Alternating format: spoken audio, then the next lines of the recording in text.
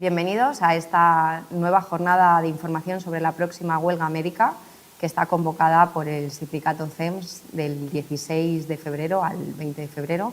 Bueno, hoy me acompañan, como en otras ocasiones, el doctor Jorge Curiel, presidente de CEMS Castilla-La Mancha, y el doctor Juan José...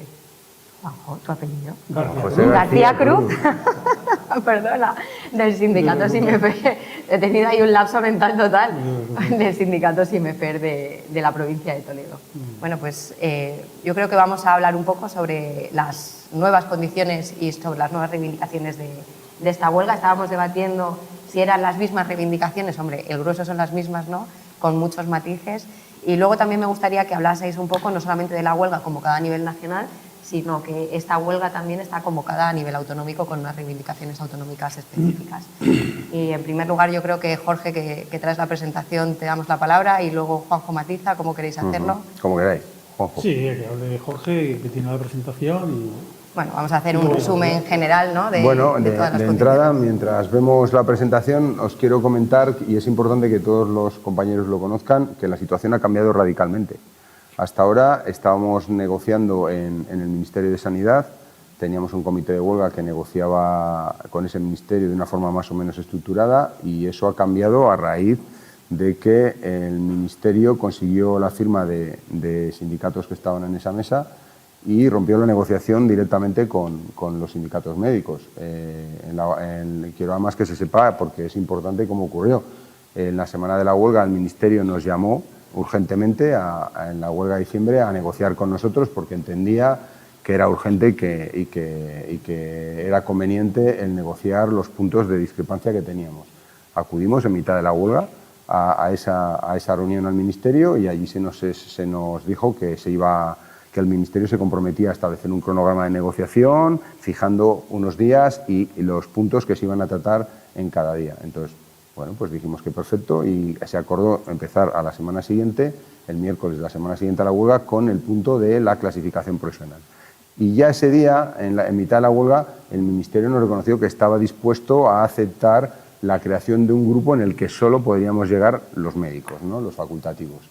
Y con eso cerramos esa reunión en mitad de la huelga. Cuando fuimos a la semana siguiente a negociar, nos encontramos que acudía a esa reunión el secretario de Estado de Sanidad, el señor Padilla, y empezó la reunión diciéndonos que la negociación se había acabado, que tenían un preacuerdo con el resto de sindicatos de la mesa del Ministerio y que le habían exigido para firmar ese acuerdo que no negociara con los sindicatos médicos. Entonces, que él iba a aceptar eso y que la negociación automáticamente se había acabado. Decimos, bueno, pero teníais un compromiso con nosotros de negociar, dijo que ya no, que rompían ese compromiso porque la condición sine qua non que le habían puesto los otros sindicatos para firmarle el estatuto era que no negociara con los médicos. Y ahí se acabó toda la relación con el Ministerio. Luego yo creo que todo el mundo ha podido ver esta escenificación que se hizo hace un par de semanas, ¿no? 10 días, en el que el Ministerio pues salió anunciando la firma de esos sindicatos y las bonanzas de su estatuto. ¿Esto es importante? Bueno, pues es muy importante. ¿Por qué? Porque ya no existe una negociación con el Ministerio ya ha optado por sacar esa propuesta de ley sin el consenso de los médicos y ahora entramos ya en una situación absolutamente política, porque ya es una propuesta de ley que va a ser tramitada al Congreso, ¿no? Y que tendrán que ser ya los grupos políticos los que decidan las enmiendas, si se aprueba o no se aprueba, etcétera, en la situación además de inestabilidad política que tenemos ahora mismo en España, con un gobierno nacional que no tiene una mayoría para poder aprobar nada de lo que lleve al Congreso. De hecho, bueno, cada día vemos cómo el gobierno nacional no lleva propuestas legislativas al Congreso que son rechazadas. Entonces, a raíz de esto, nosotros seguimos los contactos con los grupos políticos que ya habíamos iniciado mientras estábamos en el Ministerio y conseguimos una de las cosas que la propia ministra, cualquiera que viera la presentación del estatuto, nos retó a los médicos a que encontráramos a alguien que estuviera dispuesto a llevar nuestro estatuto marco y nuestra propuesta legislativa al Congreso. Bueno, pues eso ha cristalizado. De momento ya tenemos un grupo político que va a presentar, que ha presentado de hecho ya en el registro del Congreso la propuesta de un estatuto médico y que además la va a presentar también en los parlamentos regionales. De momento está presentada también en Cataluña y en Castilla-La Mancha, precisamente. El grupo político Vox ha presentado tanto en el Congreso de los Diputados como en los congresos regionales de Cataluña y de Castilla-La Mancha la propuesta de un estatuto médico. Entonces aquí ahora estamos en una situación totalmente diferente en la que ya dependemos de los grupos políticos, de la tramitación de esas dos iniciativas legislativas y aún queda otra tercera opción, que es el que los médicos, el que los facultativos decidamos presentar nuestra propia iniciativa legislativa popular, que también lo podemos hacer y que requeriría pues bueno, presentar la iniciativa en el Congreso y luego avalarla con 500.000 firmas.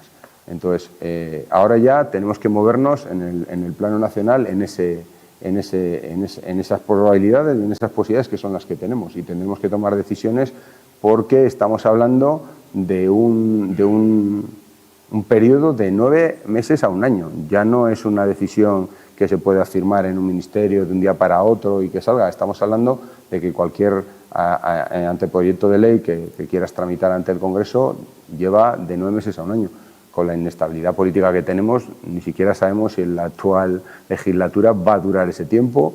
Entonces, tenemos que hacernos realmente a nivel nacional un planteamiento muy serio de cuál va a ser la estrategia, cómo vamos a mantener las movilizaciones, que lógicamente es necesario mantener porque es la única presión que van a tener los grupos políticos, en un calendario además de elecciones que ya hemos iniciado. Se iniciaron con las de Extremadura, recientemente han sido las de Aragón, las próximas son las de Castilla y León, luego Andalucía y así todos hasta las de Castilla-La Mancha el año que viene. Entonces, tenemos que plantearnos aquí seriamente nuestra estrategia y yo creo que es importante. Respecto a las reivindicaciones a nivel nacional, pues obviamente no han variado nada, son las mismas que eran y yo creo que ahora más con la nueva situación, pues con más motivo para seguir peleando por ellas y para plantearnos cómo vamos a hacer esa lucha, ¿no? Porque ya digo que estamos hablando de un panorama de 9 meses a un año. En cuanto a esto, claro, hemos tomado algunas medidas, por ejemplo, en el Sindicato Médico de Castilla-La Mancha, de que ante esa situación nacional no podíamos dejar de pasar la oportunidad de pelear por las reivindicaciones que tenemos ya desde hace años en Castilla-La Mancha propias, ¿no? La primera, la carrera profesional. Yo creo que es algo que ya todos tenemos asumido, que no podemos seguir sin carrera profesional, no podemos seguir siendo la única autonomía de toda España que no tiene carrera profesional y obviamente es un tema que tiene que quedar zanjado antes de que se elaboren los presupuestos del año que viene. Este año ya sabemos que no hay presupuesto para la carrera profesional, pero tenemos de margen para pelearlo de aquí pues prácticamente al verano, porque todo el mundo debe saber que los presupuestos se elaboran a lo largo del verano, se presentan después del verano y se aprueban luego en el Parlamento regional, ¿no? Entonces, por eso el Sindicato Médico de Castilla-La Mancha ha decidido ya convocar huelga autonómica que en esta primera semana coincide con la huelga nacional, luego no tenemos convocatoria de huelga autonómica ni en marzo, ni en abril, ni en mayo, y hay una nueva convocatoria de huelga en junio, que en lugar de ser la semana que en principio hay convocada por la huelga nacional, es solo lunes, miércoles y viernes de esa semana. ¿Por qué se ha hecho esto? Pues porque la huelga nacional puede desconvocarse en cualquier momento o puede cambiarse sus fechas y nosotros creemos que debemos tener ya una autonomía propia para negociar nuestras condiciones en Castilla-La Mancha. Hemos estado hablando con la consejería, con el SESCAN, ellos nos han llamado ya a negociar a raíz de esta convocatoria y se han comprometido a elaborar un calendario de negociación, ya a negociar de aquí a junio todas las reivindicaciones que tenemos. La primera, lógicamente, la carrera profesional. Entonces, estamos a la espera de que ya nos presenten ese calendario. Sí que tenemos ya una primera fecha, el primer lunes después de la huelga de febrero, después de la semana que viene, el lunes creo que es día 23, tenemos ya una primera reunión para diseñar ese calendario de negociación y empezar a abordar los temas. Y a partir de ahí, pues el rumbo que sigan las movilizaciones en Castilla-La Mancha y las fechas de huelga y de todo lo que se haga, pues dependerá de cómo vaya esa negociación, ¿vale? Las reivindicaciones de Castilla-La Mancha, pues os las puedo enseñar ahora mismo, están en la convocatoria. La primera, lógicamente, es la reactivación de carrera, como podréis ver ahí. La segunda es el ámbito específico de negociación. Lo que ocurrió en diciembre en el Ministerio creo que ya nos tiene que dejar claros a los médicos y a los facultativos que no podemos negociar nuestras condiciones en una mesa general con todos los colectivos. Desde el momento que el resto de sindicatos allí presentes, CESI, UGT, SASE, comisiones, pusieron la condición de que si no se negociara con nosotros para firmar un documento, pues entendemos que obviamente ese tipo de coacciones o de chantajes no podemos estar sometidos a ellos porque condicionan absolutamente nuestras condiciones laborales y nuestro futuro profesional, ¿no? Entonces, estamos dentro de la negociación autonómica ya trabajando con el SESCAN y con la Consejería en tener un ámbito propio y una mesa o un foro en el que se puedan debatir los temas médicos y llegar a acuerdos y a planificación de la actividad médica fuera de la negociación con el resto de los colectivos. Que nosotros defendemos que los resto de colectivos tengan las mismas mesas para ellos, no tenemos ningún problema. Otra reivindicación que creo que es necesaria y urgente en Castilla-La Mancha son las plantillas. Yo creo que una vez que ha pasado estos últimos años, hemos visto que las plantillas tanto de los hospitales como de los centros de salud son absolutamente deficitarias, que hemos evolucionado mucho en la medicina, que hay muchas más, la cartera de servicios es mucho más amplia, hay una demanda asistencial mucho mayor y nos falta personal, nos faltan medios y es necesario que eso se regularice, se estudie bien para que no tengamos esas listas de espera que tenemos, no tengamos esas agendas súper sobrecargadas que nos impiden hacer bien nuestro trabajo, que crean una sensación de estrés, de ansiedad continua a los facultativos, ¿no? Esto creemos que es también un punto prioritario. El siguiente, pues, ya os pongo las listas de espera. Obviamente, yo creo que en la sanidad de Castilla-La Mancha hemos tenido un retroceso que además se ha confirmado, si habéis leído las últimas encuestas del CIS, Castilla-La Mancha, el Servicio de Salud Castilla-La Mancha es el penúltimo de España, según la valoración de los propios ciudadanos. Entonces, creemos que no debemos estar ahí, por lo menos por las condiciones de nuestros profesionales, por la formación, por la preparación de nuestros profesionales, no nos merecemos estar en el penúltimo lugar de toda España, ¿no?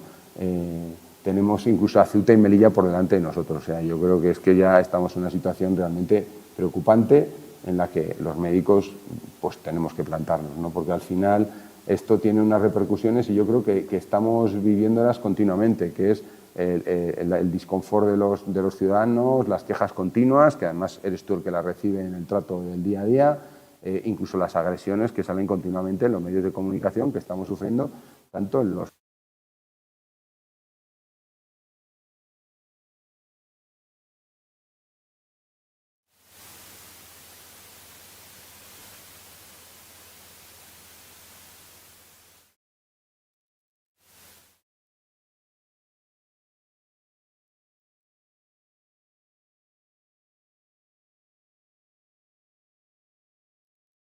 años ejerciendo, sabemos que cuando empezamos a trabajar eso era impensable, vamos, ¿no? Que te agredieran de esa manera salvaje en una consulta, en un hospital, era algo que no, vamos, ni te lo planteabas ni ocurría nunca. Ahora algo ha cambiado cuando ya la gente no nos respeta y se atreve a, bueno, insultarte y amenazarte ya casi es un día a día, ¿no? Cuando no haces lo que ellos quieren, no les das lo que ellos creen que tienen derecho, pero ya estas agresiones. Entonces creemos que es importante valorar las causas de este malestar de la población y que lo ha manifestado, como digo, en las encuestas, ¿no? Luego hay que hacer una revisión, lógicamente, del modelo retributivo. Tenemos un modelo retributivo que viene de la normativa del INSALU a principios de los años 80. O sea, no tiene sentido que sigamos con unas retribuciones que se diseñaron con una sanidad totalmente distinta, con un trabajo totalmente diferente, en el que, bueno, pues es un modelo lógicamente anacrónico que no corresponde a las funciones y a las tareas que desarrollamos hoy en día y que hay que actualizar, ¿no? Tenemos otro punto muy importante, es el acuerdo de primaria.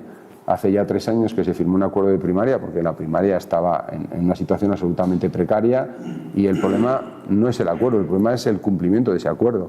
Ese acuerdo ahora mismo se estará cumpliendo en un 30, en un 40% máximo. Obviamente la atención primaria, yo creo que todos somos conscientes del deterioro que ha sufrido y de que ese deterioro de la primaria implica un deterioro aún mayor de la hospitalaria. Entonces, nuestros compañeros de los hospitales están absolutamente desbordados porque como la primaria no es capaz de atender y resolver los problemas de los ciudadanos que debería poder asumir, pues todos esos ciudadanos acaban buscando el apoyo y la asistencia en los hospitales, y eso satura los hospitales, hace que mucha gente acuda allí sin que realmente tuviera que estar allí, y eso hace que se retrase el tratamiento y el diagnóstico de otras personas que sí que necesitan esa atención hospitalaria y que sí que necesitan esas consultas, y entonces creo que esto está viciando todo el sistema y está haciendo además que seamos ineficientes, que hagamos un gasto ingente que no tendríamos por qué hacer si esto realmente estuviera bien organizado y estuviera bien dotado y la primaria pudiera resolver lo que debe resolver y pudiera trabajar como debe trabajar, ¿no? Entonces, creemos que esto es urgente también. Luego tenemos el tema de la regulación de la jornada laboral y las guardias médicas. Estamos en el siglo XXI, todos los colectivos han ido mejorando su jornada, su conciliación, menos los médicos y los facultativos. Nosotros seguimos obligados a hacer guardias, a hacer horas extras, que no se consideran además horas extras, que además son obligatorias y que se pagan como se pagan y en unas condiciones muchas veces penosas, ¿no? La ministra el otro día y sigue insistiendo en que ella ha solucionado el tema de las guardias. Ella no ha solucionado nada.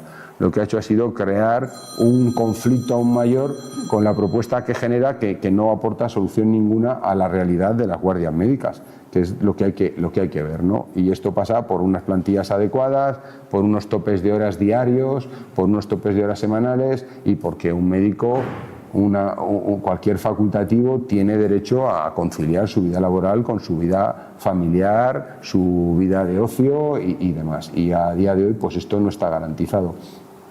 Tenemos que avanzar también en la mejora de las condiciones organizativas de los médicos, de su estabilidad. Los médicos siguen estando contratados con contratos de meses que se renuevan, un médico no puede estar en esa situación. O sea, un facultativo que acaba con 30 años su especialidad, que tiene que desarrollar su vida profesional y no puede depender de que en unos meses no sepa si va a seguir trabajando en ese centro de salud, en ese hospital, se va a tener que ir a otro, va a tener que cambiar de ciudad o va a tener que cambiar de autonomía.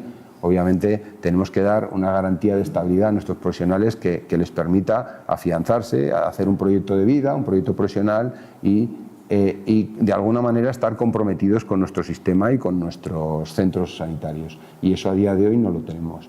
El punto siguiente es la prevención de riesgos laborales y protección de la salud. Y es algo que nos preocupa mucho, ya lo he comentado antes, el tema de las agresiones, y a esto hay que añadir el tema de las sobrecargas. Los últimos estudios que estamos haciendo sobre el burnout, sobre la situación de estrés laboral y tal, son realmente alarmantes.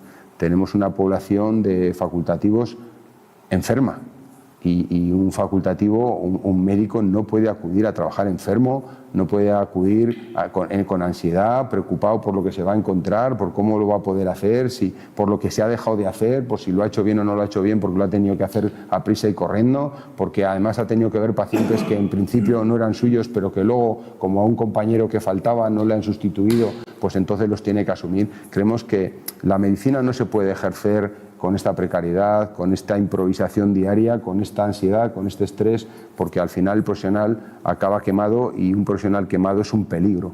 Es como un conductor borracho, para que me entendáis. No se permite a un conductor ir borracho, pues no se puede permitir que un médico tenga que trabajar en unas circunstancias que le crean estrés, que le crean ansiedad, que le crean inseguridad, porque lógicamente los errores son mayores y la medicina que hacen no es una medicina adecuada, incluso ni siquiera es eficiente. Es muchas veces ya caemos en la medicina defensiva, bueno, esto no puedo solucionar ahora, pues me cubro y ya lo solucionaré, o los pacientes acaban de un sitio a otro porque nadie termina de resolverles. Y esto pues es algo que nos preocupa mucho y creemos que además ahora con la feminización de la medicina, porque la medicina que hemos heredado era una medicina donde la gran parte de los médicos eran hombres, que se dedicaban en cuerpo y alma a su profesión, su familia pues la cuidaban sus parejas, sus mujeres, sus padres, pero ahora lógicamente la medicina se ha feminizado porque tiene que ser así, porque lógicamente la mujer ha reivindicado su papel en esta sociedad y quieren ser médicas y tienen todo el derecho, además a poder cuidar a sus hijos, a poder cuidar a sus familias, a poder atender a lo que quieran, a sus hobbies y ahora mismo el sistema sanitario no está preparado para eso. Vemos cómo continuamente encontramos problemas para que nuestras compañeras puedan disfrutar de sus bajas maternales, de sus permisos de lactancia, de sus reducciones de jornada por cuidado de hijos, y esto no puede ser. No puede ser una batalla continua para poder compaginar tu profesión con tu vida familiar, cuando estamos viendo además, y hoy leía las estadísticas de que somos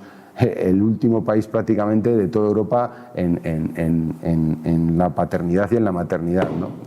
Cuando deberíamos ser un ejemplo, y luego sabemos los problemas que tenemos pues, de inmigración, yo creo que no tengo que entrar en esto, pero realmente es un problema social que afecta grandemente a la sanidad y que pasa por la salud laboral y por la conciliación y la igualdad, ¿no?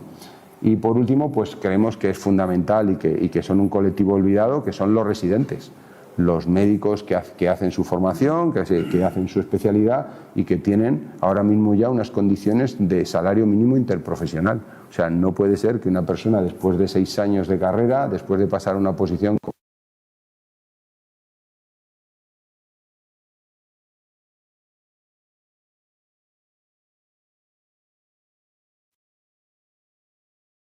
se estén planteando el irse a hacer su residencia fuera de aquí, y yo tengo compañeros ahora mismo que sus hijos van a estudiar ya directamente la residencia en otros países europeos porque las condiciones no son comparables. O sea, en otros países europeos, y voy a poner en concreto, por ejemplo, Alemania, que es el que he estado viendo últimamente, pues el residente elige el hospital, elige la especialidad. En el primer año de especialidad ya gana lo mismo que un adjunto en España, que un médico ya formado en España, y así va subiendo. Obviamente, en España, cuando lo que les ofrece son contratos de salario mínimo interprofesional y con unas condiciones además de guardias, de explotación, pues la verdad es que las cosas se complican mucho. Y además lo digo yo como médico de familia, porque nosotros el principal problema que tenemos es que nuestra especialidad, dentro de lo mal que está todas, es la que peor está. Y luego nos quejamos de que pues los estudiantes de medicina no cogen familia, de que hay un montón de renuncias todos los años en médicos que ya han iniciado la especialidad, pero que cuando ven las condiciones y dónde acaban, pues directamente la abandonan, y son plazas que se pierden y son médicos que luego nos faltan en nuestros centros de salud, en nuestras zonas rurales, y Castilla-La Mancha es una autonomía que realmente tiene un déficit muy importante de médicos de familia y tienen muchas poblaciones rurales realmente en una situación muy precaria, ¿no? Y creemos que esto pasa por mejorar lógicamente las condiciones del personal en formación, empezar a tratarlo como lo que realmente es y garantizarle además que cuando termina va a tener una plaza y no va a tener que buscarse la vida por ahí y estar preocupándose después de 4 o 5 años de formación más todos los de carrera, con 30 y tantos años, ahora a ver dónde voy, ¿no? No creemos que esto ya hay que dar una solución definitiva y hay que garantizar a estas personas que tengan trabajo y que tengan una continuidad. Nada más. Muy bien.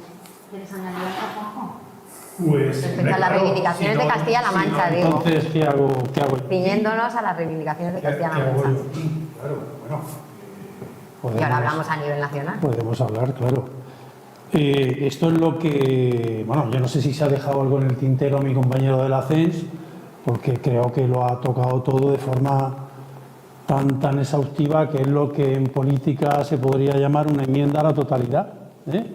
Y en clave sindical, pues sería ya estar en clave de elecciones sindicales, cuando lo que son es en marzo del año que viene, salvo que toque adelantar esas elecciones, ¿no? Yo creo que ha hecho una exposición muy prolija de todos los problemas, y no todos, pero prácticamente todos, de los problemas que nos afectan a los médicos, a los facultativos y a los residentes.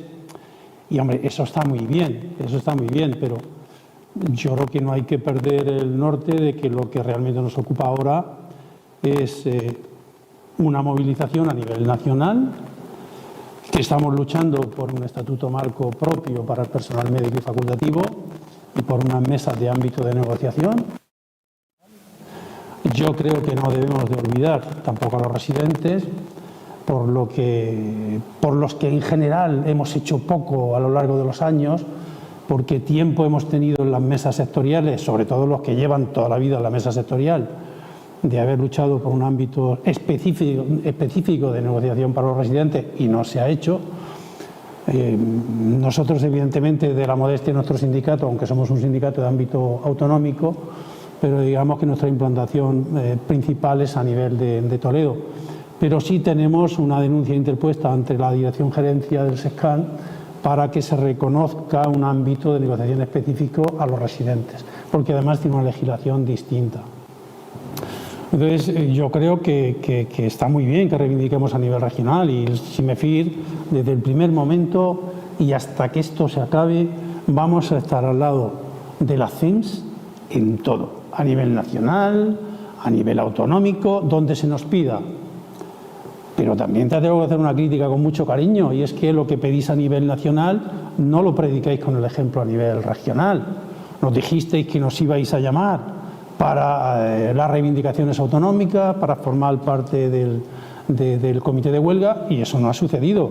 Habéis lanzado la propuesta de huelga a nivel de los medios de comunicación, habéis hecho el comité de huelga, y yo hasta la fecha no he tenido ningún conocimiento por parte vuestra. Dicho esto, os vamos a apoyar incondicionalmente en todo lo que hagáis, independientemente de que nos llaméis para consensuar o no las reivindicaciones autonómicas, independientemente de que nos llaméis o no para contar en un comité de huelga, independientemente de eso, vamos a estar siempre a vuestro lado.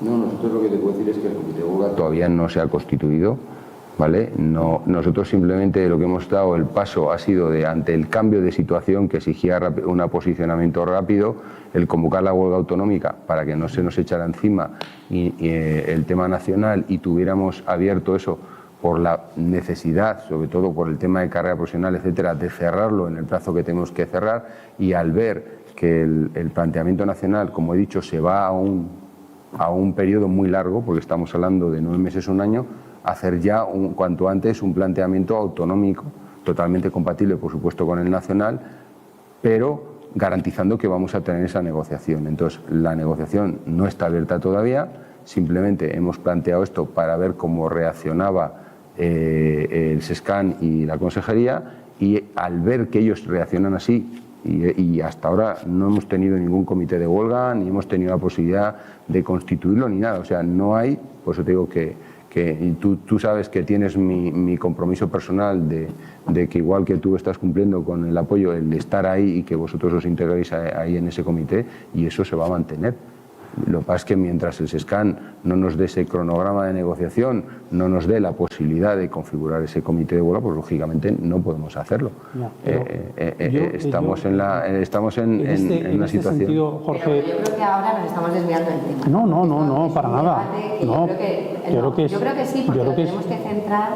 Yo creo que los compañeros sí que están de acuerdo, pero yo creo que tienen otras inquietudes que resolver, más que si estamos todos en el ámbito de la mesa de negociación de la huelga, que ya está convocada. O sea, yo creo que entiendo que tenéis diferencias en ese aspecto. No se trata de diferencias, sino se trata de... Vamos a ver, hay un refrán muy típico que es el que mucho abarca, poco aprieta. Yo creo que la reivindicación autonómica más importante para mí, por antonomasia, es la carrera profesional. Todo lo demás, evidentemente, todo influye en nuestras condiciones laborales, por supuesto, absolutamente todo. Pero ahora mismo yo creo que la reivindicación más importante, donde hay que centrarse a nivel autonómico, es en la carrera profesional. Intentar querer negociar y abordar todo lo demás me parece hoy por hoy una quimera irrealizable. Creo que el objetivo es tener un estatuto marco propio, un ámbito de negociación y a nivel regional la carrera profesional. Y aquí topamos con la realidad que es muy tozuda, y es que en octubre del año pasado, en el debate del Estado de la región, el señor presidente de Castilla-La Mancha, Emiliano García Paje, cambió su discurso de forma radical y dijo que la carrera profesional la ligaba a un nuevo modelo de financiación autonómica. Esas son palabras muy gruesas, y que de no hacerlo así significaría el despido de miles de trabajadores. Es decir, cambió radicalmente el discurso y levantó la espada de Damocles del despido de miles de trabajadores si por alguna circunstancia la carrera profesional se aprobaba. Entonces, esa es la realidad que vivimos. Todo lo demás está muy bien. La conciliación, las guardias, los salientes, todo, sí, todo está muy bien, pero yo creo que debemos de centrarnos en algo muy específico, en cosas tangibles. Ahora mismo tenemos encima una huelga a nivel nacional hasta junio. Y la ministra ha firmado un acuerdo con los sindicatos de clase. Y la ministra está empeñada en llevarlo al Consejo de Ministros y de ahí que tenga el trámite parlamentario que tiene cualquier proyecto de ley. Esto desarticula absolutamente toda la estrategia sindical. Entonces, ¿qué se va a hacer ahora por parte del Comité de Huelga a nivel nacional? Ya no es solamente el sindicato CEMS y el Sindicato Médico de Andalucía. Está AMIT, está MEDGE de Cataluña, está el Sindicato Médico de Euskadi y está el Sindicato de Galicia, Omega. ¿Qué se va a hacer? O sea, ¿cuál es la finalidad de esos días de huelga? ¿Cuál es la finalidad? ¿La ministra se va a volver a sentar a negociar? Imposible. ¿Se quiere hacer una ILP? No hace falta esa huelga. ¿Se quiere hablar con los partidos políticos? No hace falta esa huelga. Entonces, tenemos que saber lo que estamos apoyando a la huelga, queremos saber cuáles son los objetivos inmediatos y más importantes de esa jornada de huelga. Yo quiero saberlo. Independientemente de eso, vamos a apoyar hasta el final. Pero quiero saber cuál es la finalidad que tiene. ¿Sentar a los partidos políticos? ¿Sentar al Ministerio? ¿Sentar a Pedro Sánchez? ¿Cuál es la estrategia ahora mismo? ¿Cuál es la estrategia del Comité de Huelga? ¿Cuál es la estrategia? Es que es importante saberlo. Ha quedado clarísimo. No ha quedado clarísimo. Te habrá quedado claro a ti. No, te voy a contestar. Yo quiero saberlo.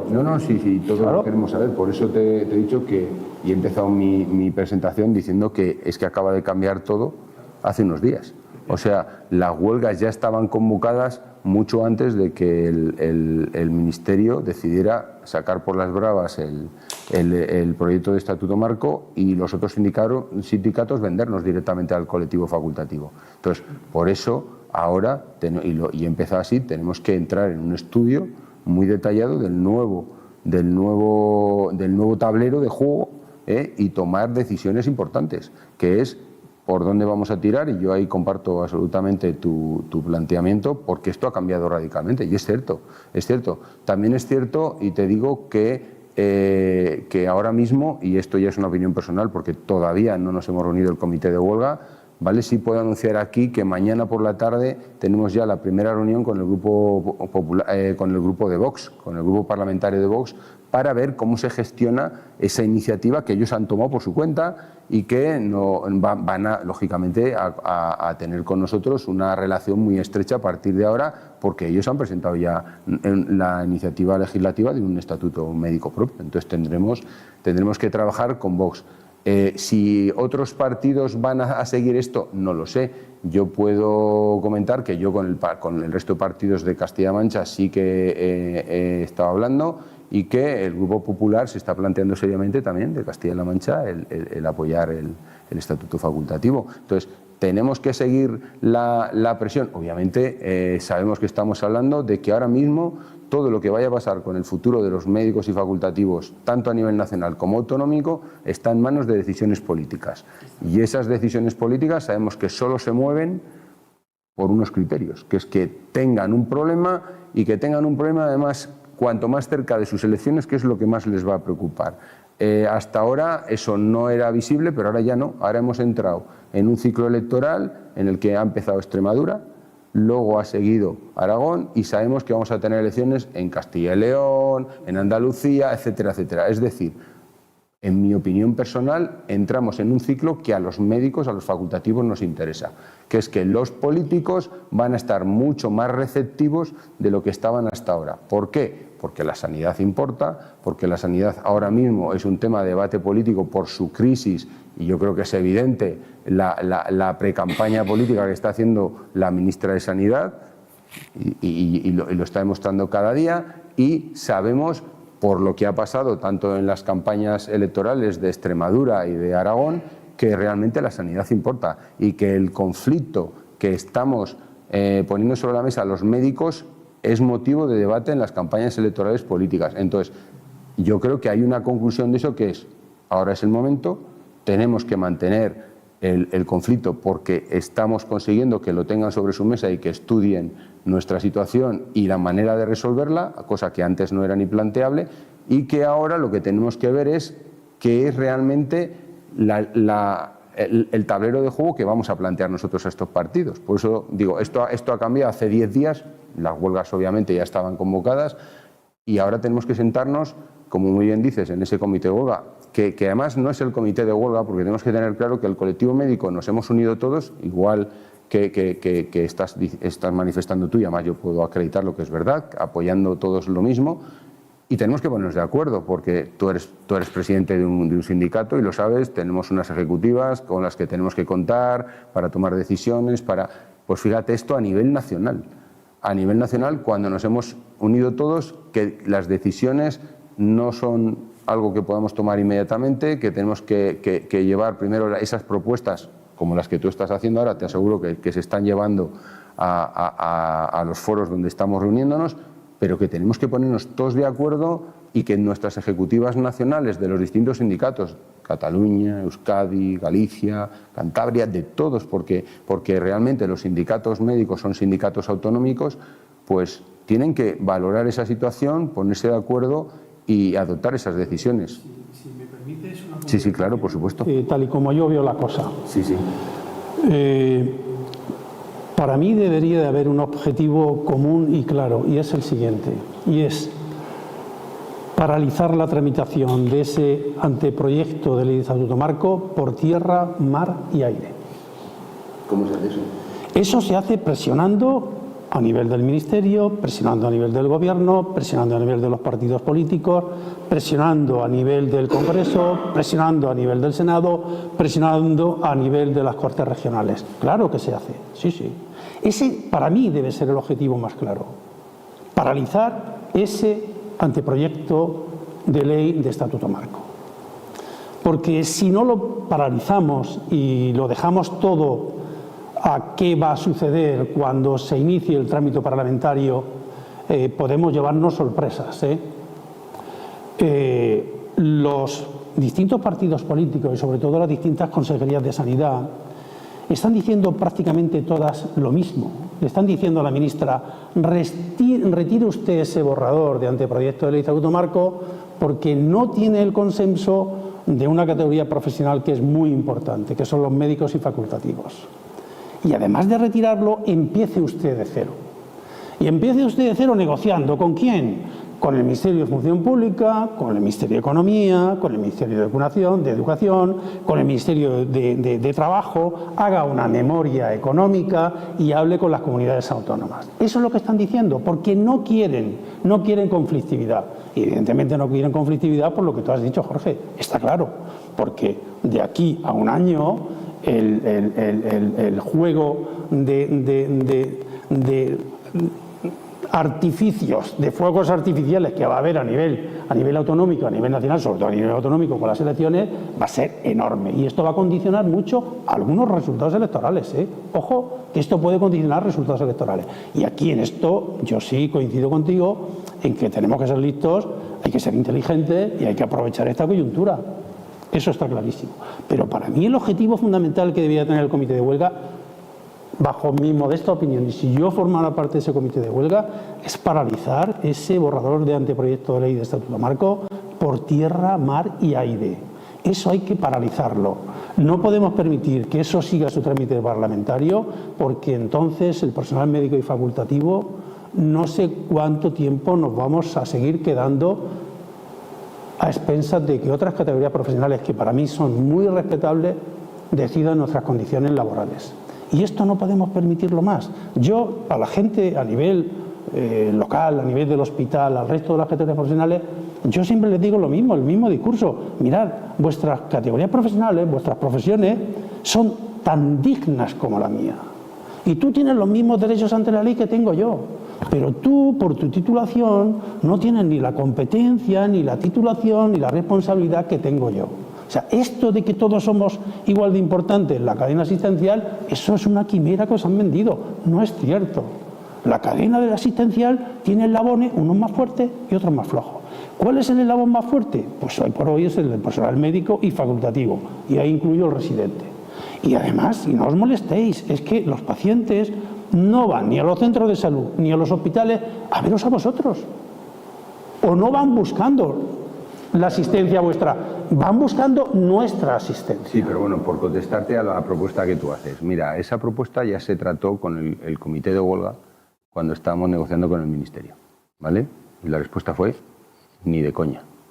Y además no solo que se la hiciera el comité de huelga, sino que se la hizo el Consejo Interterritorial. El Consejo Interterritorial, que es donde están todos los consejeros, le dijeron a la ministra, a Mónica García, que retirara eso, que empezáramos de cero y que empezáramos... Entonces, la respuesta fue no.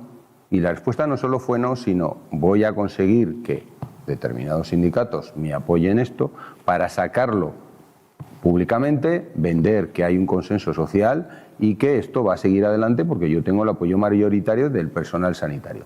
Y es lo que han hecho. Y yo creo que en la vida hay que aprender de lo que ya hemos visto. Y eso lo hemos visto hacer precisamente a miembros del gobierno, también de Sumar, con otras propuestas que no contaban realmente. Y podemos hablar de la reducción de la jornada laboral, te podía sacar muchas iniciativas legislativas que no contaban realmente con un apoyo que hiciera que eso al final saliera, pero la persona que llevaba eso dentro de sus competencias había decidido que eso iba a salir y eso sale. Entonces, tú estás diciendo, es que eso hay que paralizarlo por tierra, mar y aire. Ya, pero mira, eso desde el punto de vista bélico queda muy bonito, pero desde el punto de vista... No, te contesto. Desde el punto... espera, perdona, déjame que yo acabe mi argumentación. En este país estamos en un Estado de Derecho, tiene unas normas de tramitación de las leyes y una vez que un ministerio decide tramitar una ley, no hay manera de parar eso que no sea en el Consejo de Ministros, ¿vale? Porque ya eso está sacado y va a seguir su trámite. Y su trámite simplemente va a ser pasar una serie de informes que se van a pasar porque son rutinarios y llegar al Consejo de Ministros, donde es el Consejo de Ministros el único que puede decir sí o no pasa esto a trámite parlamentario. No hay otro. Y el Consejo de Ministros ahora mismo no lo maneja un partido. Hay un acuerdo en el que hay alguien que se está manteniendo en un cargo gracias a que todos los demás hacen lo que consideran. Y yo no me meto en lo que tú haces y tú no te metas en lo que yo hago. Y luego eso va al Parlamento, va al Congreso y que lo vote quien lo tiene que votar. Y eso es lo que estamos viviendo y esa es la realidad. Y tenemos que ser conscientes de la realidad. Entonces, el estatuto marco que ha sacado la ministra con el apoyo mayoritario de todos los sindicatos de la mesa, ¿se va a parar? No se va a parar. Ya puedes tú patalear lo que quieras y hacer lo que tú te dé la gana, porque ya está en un trámite legal que hace que eso va a llegar hasta el Consejo de Ministros. Y ya será el Consejo de Ministros cuando llegue, y estamos hablando, y lo he dicho desde el principio de mi presentación, de un mínimo de 9 meses, el que decidirá si eso pasa a trámite parlamentario. Entonces, tú en estos 9 meses te puedes quemar a lo bonzo, puedes dar saltos o puedes bailar la sardana, pero va a dar igual, porque va a llegar al Consejo de Ministros. Y si ese Consejo de Ministros entonces existe y está formado por los mismos que están ahora, ya te digo yo que eso va a ir a trámite parlamentario.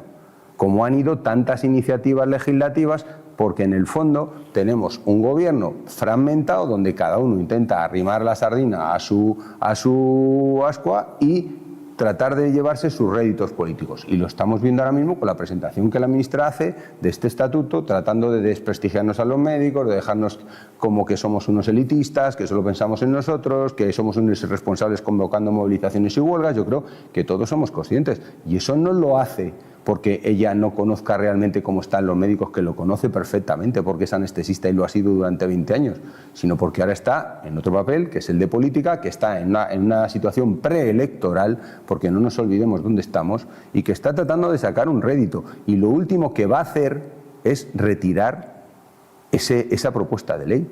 Morirá con ella en el Congreso, porque si hace falta... morirá diciendo que los demás son unos irresponsables y no han querido aprobar eso cuando la mayoría de los profesionales sanitarios querían eso y que hemos hundido la sanidad entre los médicos y los que digan que no. Y esa es la realidad. Entonces nosotros tenemos, por un lado, ese proyecto que va a seguir adelante y por otro lado, el tratar de convencer a otros que impulsen el nuestro. Porque en el fondo a mí, si el resto de los colectivos que han firmado eso quieren ese estatuto, a mí me parece genial, que se lo den a ellos. Yo no tengo ningún problema. Si a mí me aprueban el mío, ahora mismo los médicos tenemos otro grupo parlamentario que aprueba nuestro estatuto.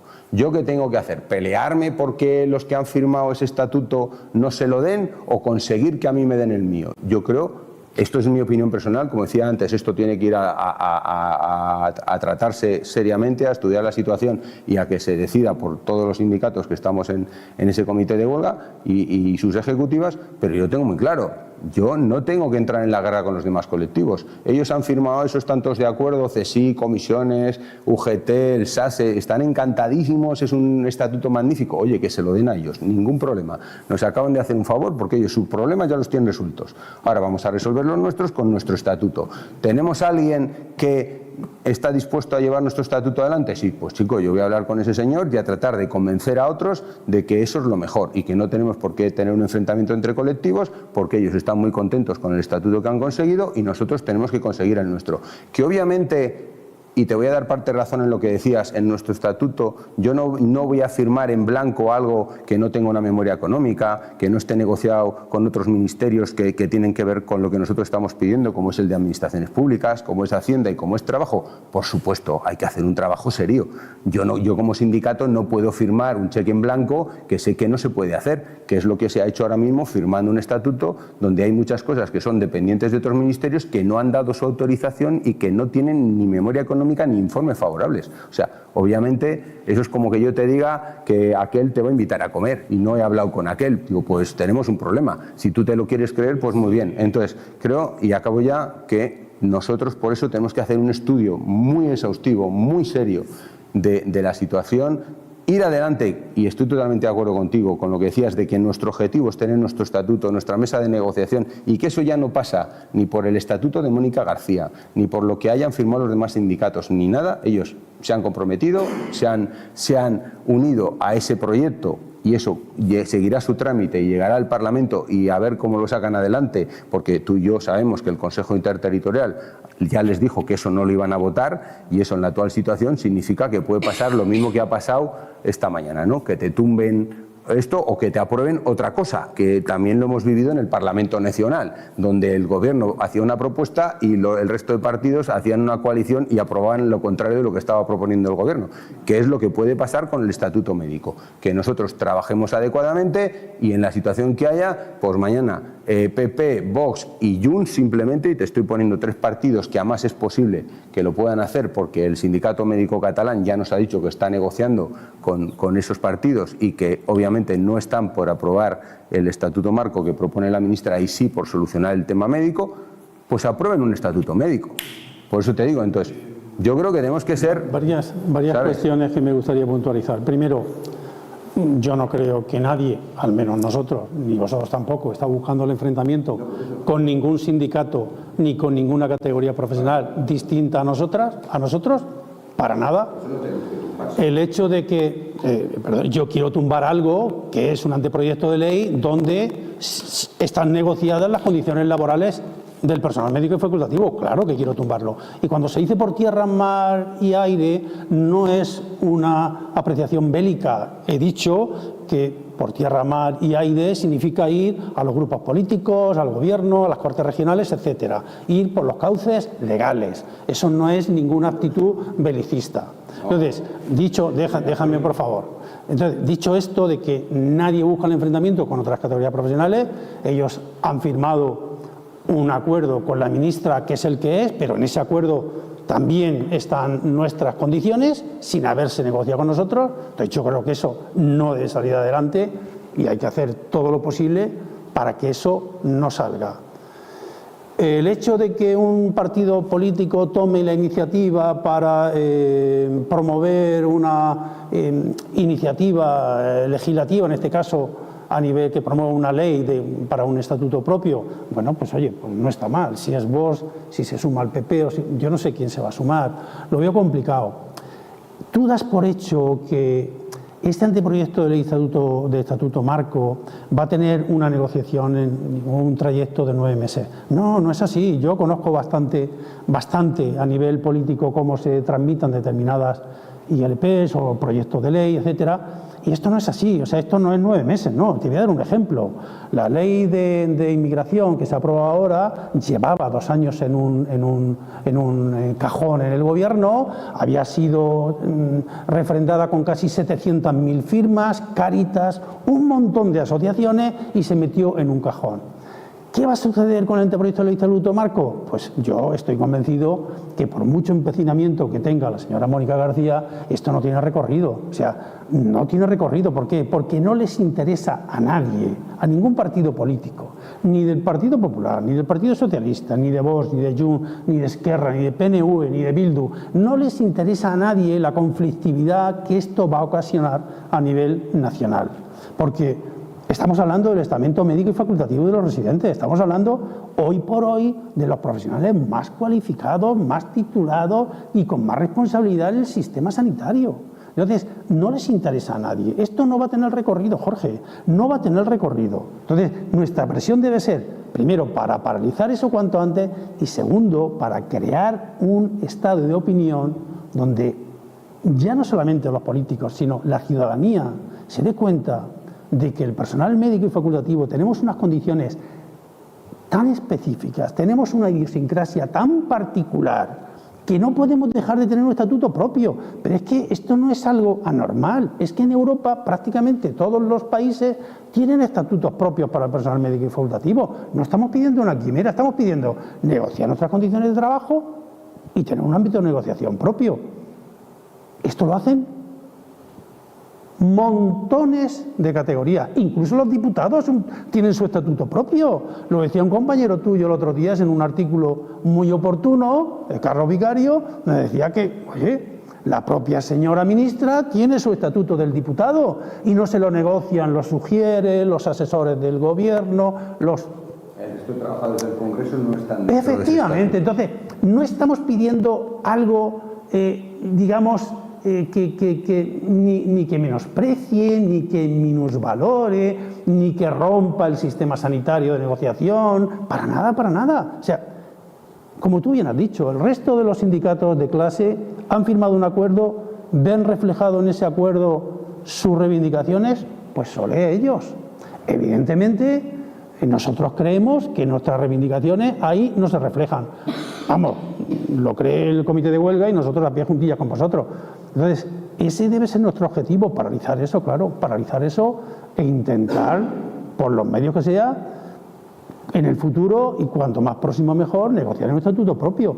Es que no hay otra solución, es que si no negociamos un estatuto propio para nosotros y seguimos igual... Ojo, pero que esa opción ya la tenemos. Ya, por supuesto. Sacar el estatuto propio. Claro. Si es que no he acabado de entender la obsesión en paralizar algo que simplemente con que no se nos aplique a nosotros, si los demás colectivos están encantados con eso, pues no hay por qué paralizarlo. Si yo tengo mi estatuto propio, ese estatuto nunca será de aplicación al personal médico y facultativo. Si es muy sencillo, tú sabes que en cualquier ley viene ámbito de aplicación. En el ámbito de aplicación de eso que han firmado los demás sindicatos, con no meter al personal facultativo está todo solucionado. No, pero es que eso cuando llega a negociación, y es lo que quería que entendieras, cuando eso llega a negociación parlamentaria, eso es donde realmente se definen las leyes y donde se presentan enmiendas y, como tú bien decías antes, hay enmiendas a la totalidad y hay enmiendas parciales. Y si yo tengo otra iniciativa legislativa que sale adelante donde se aprueba un estatuto facultativo, pues obviamente ese ya no puede regular las condiciones de los facultativos. Y eso es muy sencillo. Entonces, yo entiendo, y ya te digo que esto es un tema que se tiene que debatir, donde se tiene que debatir y donde se verá y se decidirá. Pero nosotros, el destinar fuerzas a paralizar algo que de entrada no lo podemos paralizar, porque eso que tú decías, es que no sé qué ley legislativa llevaba ya 2 años en el cajón, sí, pero durante esos 2 años ya se habían pasado toda una serie de procedimientos que hay que pasar, que tienen sus plazos y tal, que es por lo que yo te digo que antes de 9 meses eso no está en la mesa del gobierno y lo vamos a ver, porque este no los ha pasado. Todas esas iniciativas que tú dices que están en un cajón ya lo habían pasado y simplemente cuando tuvo que ir al Consejo de Gobierno no se hizo. Pero todos los informes previos y todo estaban hechos. En el caso del estatuto que estamos hablando ahora de Mónica García, no ha pasado ninguna de esas fases. Tiene que pasar todos esos informes del Consejo de Estado, de tal, exposición pública, que tienen todos unos plazos que hace que antes de 9 meses eso no pueda estar en la mesa del Consejo de Gobierno. Entonces, como no puede estar, estamos hablando de que antes de 9 meses no se va a poder discutir eso. Entonces, yo, y ahora sí que es mi opinión personal, porque eso lo veremos, digo, yo no me tengo que dedicar a bloquear algo que han firmado otros. ellos que se queden lo que han firmado, que se les aplique a su personal, que todos sabemos a quién representa esos sindicatos que han firmado eso, que no es a los médicos, y nosotros hacer lo que tenemos que hacer, que es llevar nuestro estatuto al Parlamento. Hasta hace 10 días no teníamos esa acción nada más que a través de una iniciativa legislativa popular, que era que nosotros cogiéramos ese estatuto, lo presentáramos en el Congreso y tendríamos una serie de meses, que creo que son 9 meses, para conseguir 500 firmas y obligar al Congreso a tratar eso. Ahora hay una formación política que ya ha dicho y ha presentado en el Congreso esa iniciativa.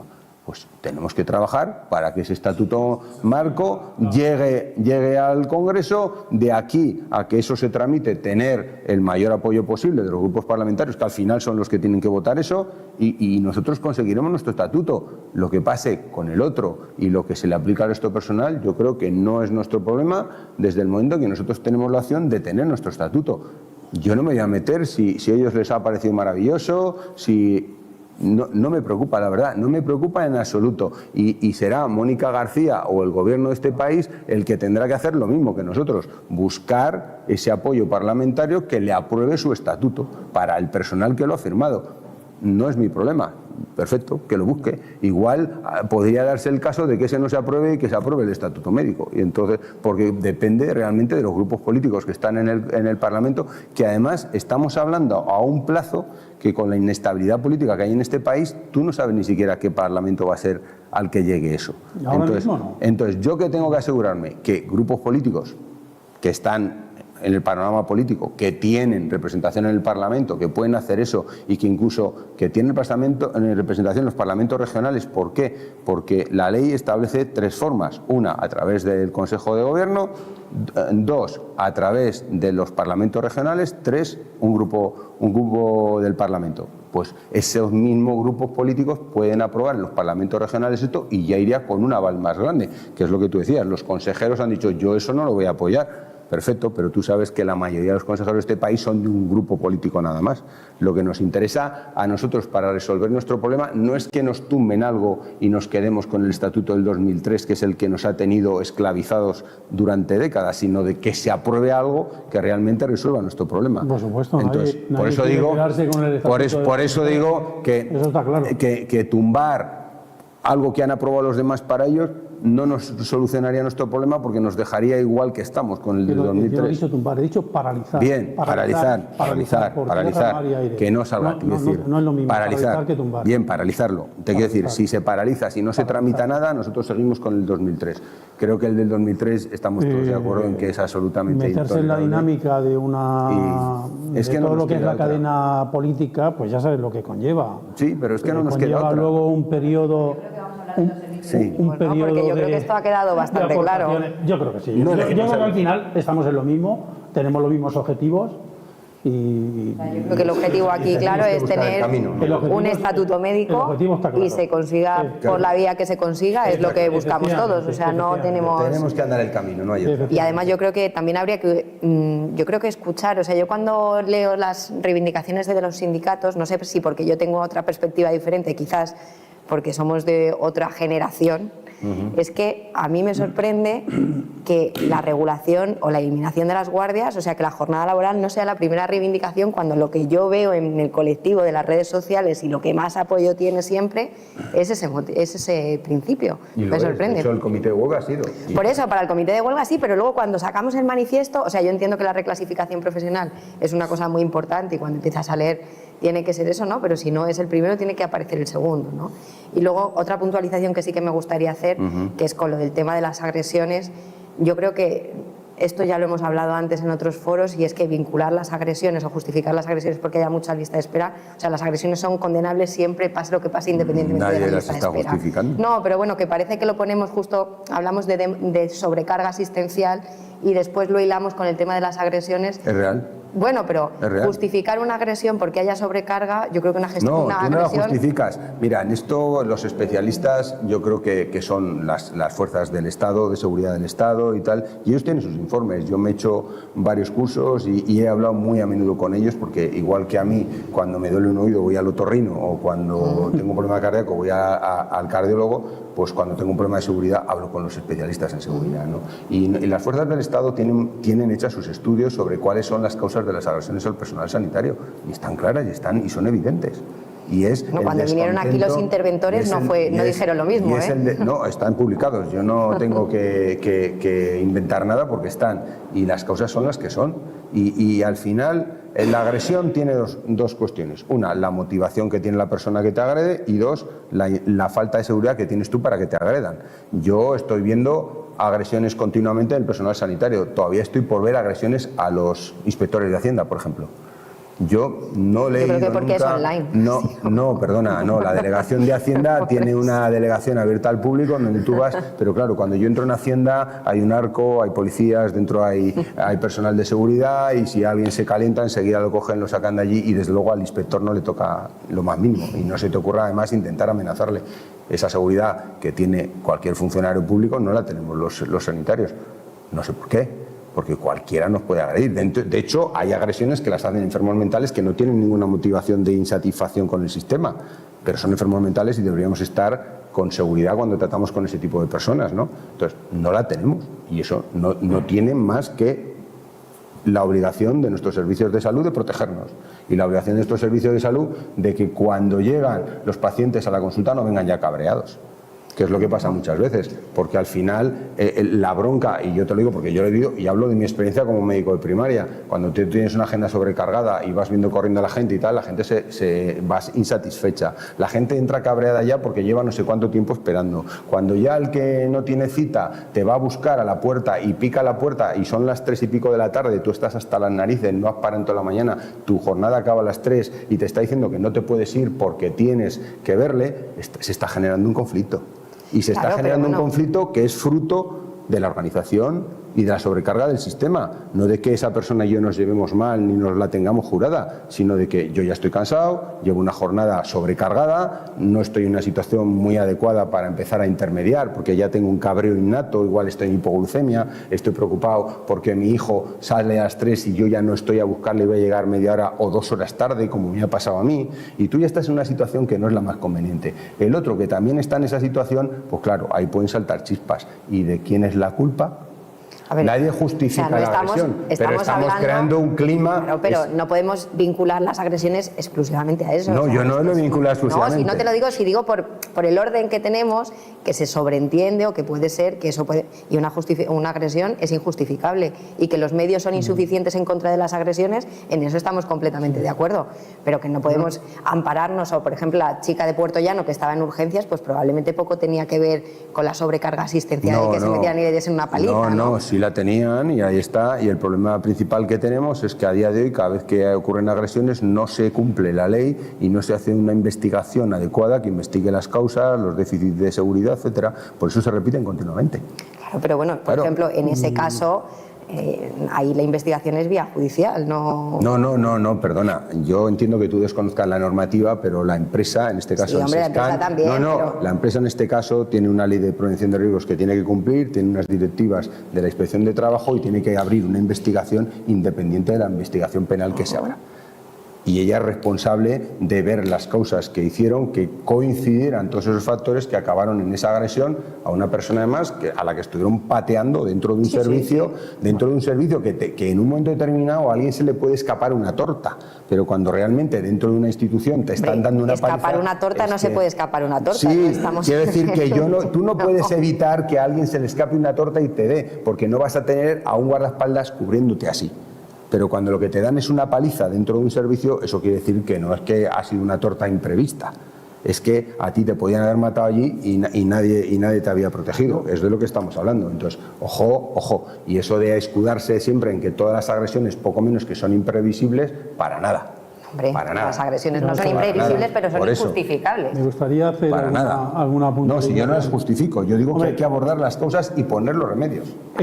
No decir que son aleatorias, no, perdona, las agresiones no son aleatorias. Me gustaría puntualizarme. Yo entiendo la sensibilidad de cualquiera, pero entiendo la sensibilidad sobre todo de la secretaria general del Colegio de Médicos, ya no solamente como médico, sino como representante de esta institución que nos representa a todos los médicos y los facultativos, ¿no?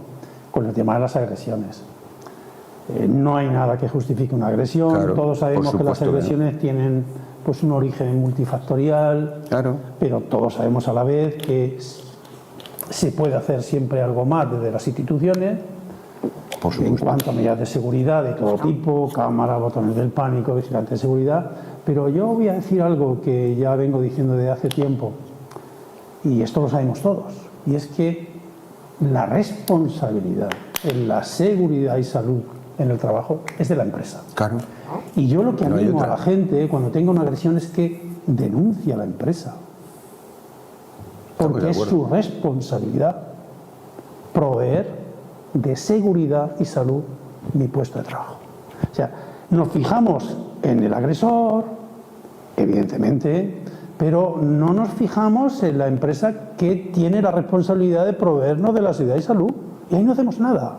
Y hay legislación y hay sentencias que condenan a la administración cuando un médico facultativo, porque somos los que más nos agreden, somos agredidos. Tenemos legislación para poder denunciar a la empresa y para que esto haga que se pongan las pilas. Claro que sí.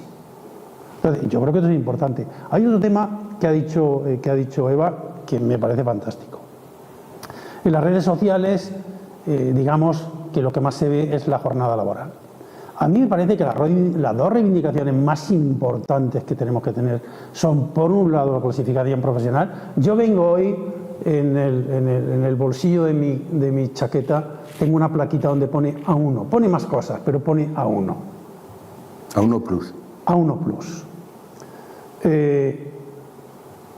Es imparable que la nueva clasificación de las categorías profesionales se va a sustentar en lo que es el espacio post-Bolonia, en el espacio económico de educación superior. Eso está claro. Y que evidentemente las titulaciones ya no son igual que cuando el espacio pre-Bolonia, evidentemente. Ahora somos grado, pero evidentemente no todos los grados son iguales.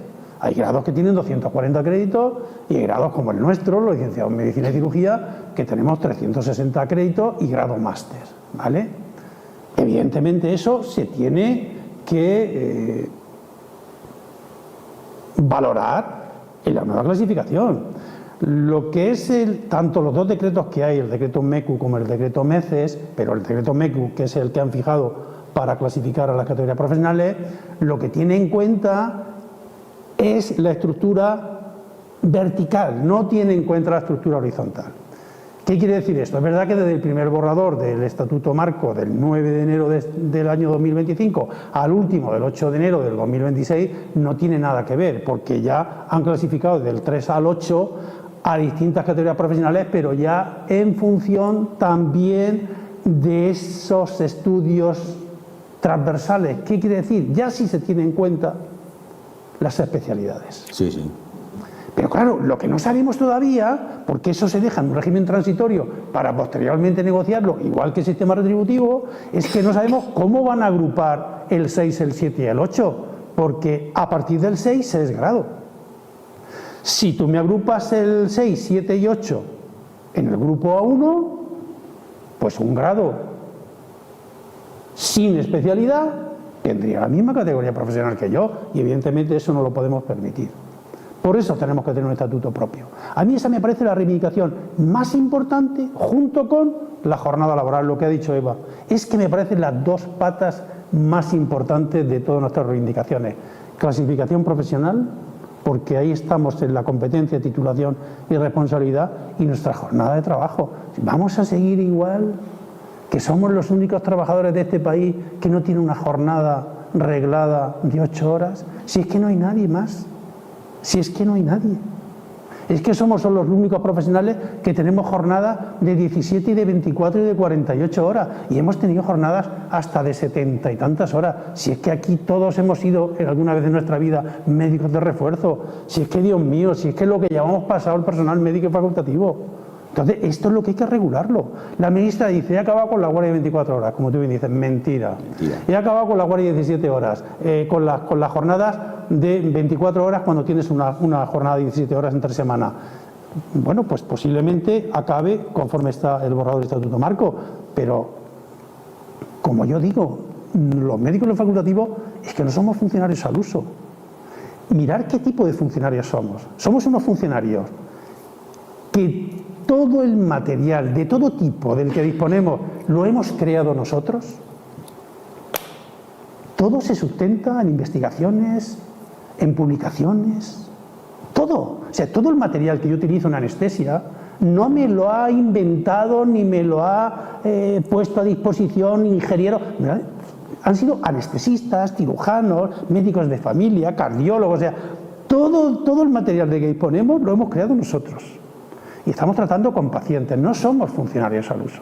Y no nos pueden tratar como funcionarios al uso, si es que esto lo entiende cualquiera. O sea, ¿por qué digo esto? Porque si a mí me dice la ministra, el día que tengas una guardia de 17 horas, por ejemplo, hoy, jueves, tengo guardia de 17 horas, por la mañana no vas a trabajar. Pero si en mi servicio de anestesia, solo a nivel de lo que es anestesia general, hay 3 anestesistas de guardia por la mañana, alguien tendrás que poner ahí, ¿no? Y si los pones ahí, los sacas de los quirófanos, ¿no? De los quirófanos de programada. ¿Qué hacemos? ¿Incrementamos lista de espera?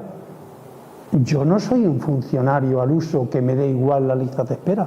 A mí no me da igual. A mí no me da igual que un señor que está pendiente de un doble bypass cardíaco espere más de 6 meses, como están esperando ahora para que se lo pongan, o que una prótesis de cadera espere más de 3 años, una persona con 54 años. A mí eso no me da igual. Yo no soy un funcionario que me quedo diciendo, ¡ay, qué bien! A partir de ahora, cada vez que tenga guardia, entre semana, entro a las 3 y acabo a las 8. No trabajo por la mañana el día de antes y el día posterior se me cuenta como tiempo de trabajo efectivo. ¡Qué bien! Yo no me quedo a gusto. No somos unos. Esto se lo dices a otras categorías profesionales y dicen, fantástico. Pero es que las demás no tienen ese problema. Las demás tienen 8 horitas, 3 turnos al día. Y no tienen estos problemas. Entonces, los problemas tenemos nosotros. Entonces, yo te entiendo. La jornada laboral, esto es insufrible. Ya no solamente la guardia de presencia física, las guardias de localizada. Bueno, toda la vida. Y es todo, es una con otra. O sea, el abuso que hay en los temas de guardia localizada para no poner guardias de presencia física en los hospitales. O sea, en mi hospital hay servicio, por ejemplo, vascular, donde hay 2 de localizada todos los santos días y no paran de ir al hospital. ¿Cómo solventan no ir al hospital? Con el R3, con el R4 y con el R5 de vascular. Con al menos uno de presencia física y otro déjalo de localizada, pero no. No, porque entonces ya tienes. Eso sí, podemos meter 5 de trasplante hepático todos los días, que eso no hay ningún problema. Entonces, claro, por esto es tan necesario que nosotros negociamos nuestras condiciones. ¿Por qué? Pues porque tenemos unas características tan distintas. Somos una pieza tan fundamental en el sistema sanitario que es que yo creo que los políticos deben de darse cuenta de que no se pueden ni permitir el lujo de que nosotros no tengamos un estatuto propio. Es que no sé cómo no lo ven. Desde luego, y lo que dice Eva, las nuevas generaciones ya no aguantan lo que nosotros hemos aguantado. O sea, este sacrificio de todo por la vocación y por la presión existencial y todo por el paciente, eso ya se ha acabado. Y cuanto antes se den cuenta los servicios de salud y cuanto antes se den cuenta los políticos, mejor les va a ir. Pues a mí me queda un telediario, pero esto me importa, y a ti te queda telediario y medio. O sea que a nosotros nos queda ya bien poquito. Solo que a mí me queda mucho más a Eva. Me quedan mis hijos y me le queda mucho más a Eva. Yo, ¿qué te iba a decir? Será porque me han visto hacer tantas guardias en la pública, en la privada y en tantos líos que está metido, que mis 2 hijos, pues hombre, la verdad que añoro un poquito que alguno se hubiese dedicado a la medicina, pero una hizo Derecho y otra Arquitectura, y son felices. Y yo los veo felices. Y sobre todo, yo, echando la vista atrás, después de 40 años de ejercicio que llevo en la medicina, pues por momentos digo, oye, me hubiese gustado que hubiesen sido médicos, pero cada día me alegro más de que no hayan sido médicos. Porque... Y mira que llevamos esta profesión con locura, y si volvieran a hacer, la volvería a hacer. Pero es muy dura, ¿eh? En las condiciones en las que trabajamos es muy dura. Yo, alguna vez lo he dicho aquí, he llegado a hacer 15 guardias en un mes. 15 guardias en un mes. Y yo entonces no era consciente de lo que estaba haciendo. Entonces, ahora miro para atrás y yo me he perdido la infancia de mis hijos, yo me la he perdido. Que sí, que económicamente me ha venido muy bien, pero... ya la gente no tiene esta mentalidad. No, estamos hablando de los... Tienen vocación, pero no Sí, esta mentalidad. pero porque nosotros éramos los misioneros del siglo XX y ahora Sí. tenemos los profesionales del siglo XXI. Efectivamente. Entonces, claro, ha cambiado. Efectivamente. Ahora son Esto- profesionales auténticos. esto ha cambiado. La sociedad ha cambiado, Esto ha cambiado. se valora mucho más Sí. el tener una vida y no solo trabajar para vivir, Efectivamente. entonces, sino vivir y trabajar, Efectivamente. ¿no? Entonces, claro, ahora... Y esto es esto. tienen que darse cuenta, los políticos tienen que darse cuenta. Y luego porque yo siempre me hago la misma pregunta, pero ¿por qué nos maltratan tanto a los profesionales?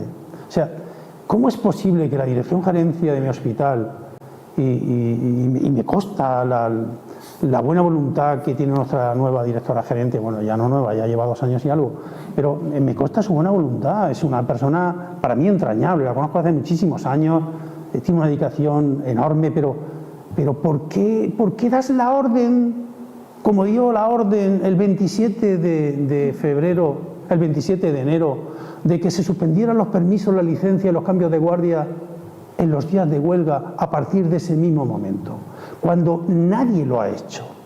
¿Por qué? ¿Pero por qué? De forma general, ¿no? aparte, Se cuando ni suspenden siquiera- los permisos, licencia y cambios de guardias y no se van a autorizar bajo ningún concepto. Hasta los cambios de guardia. Pero ¿por qué se hace eso? ¿Por qué? Muy fácil, porque Es que tienes no- una inercia... No lo entiendo. Pues es muy sencillo entenderlo, porque tienen una inercia Uy, pues yo no lo entiendo, de a pesar de que es décadas. sencillo. Sí, porque tienen una inercia de décadas. Esto es como que tú a un esclavista le dijeras que por qué sigues teniendo esclavos. Pero es que eso y te nunca dice, se ha hecho. no, sí, porque te dicen, porque los he tenido toda la vida. Pero nunca se ha hecho eso. ¿El qué? ¿Suspender los permisos, licencias, Sí. que en una orden expresa de la dirección médica?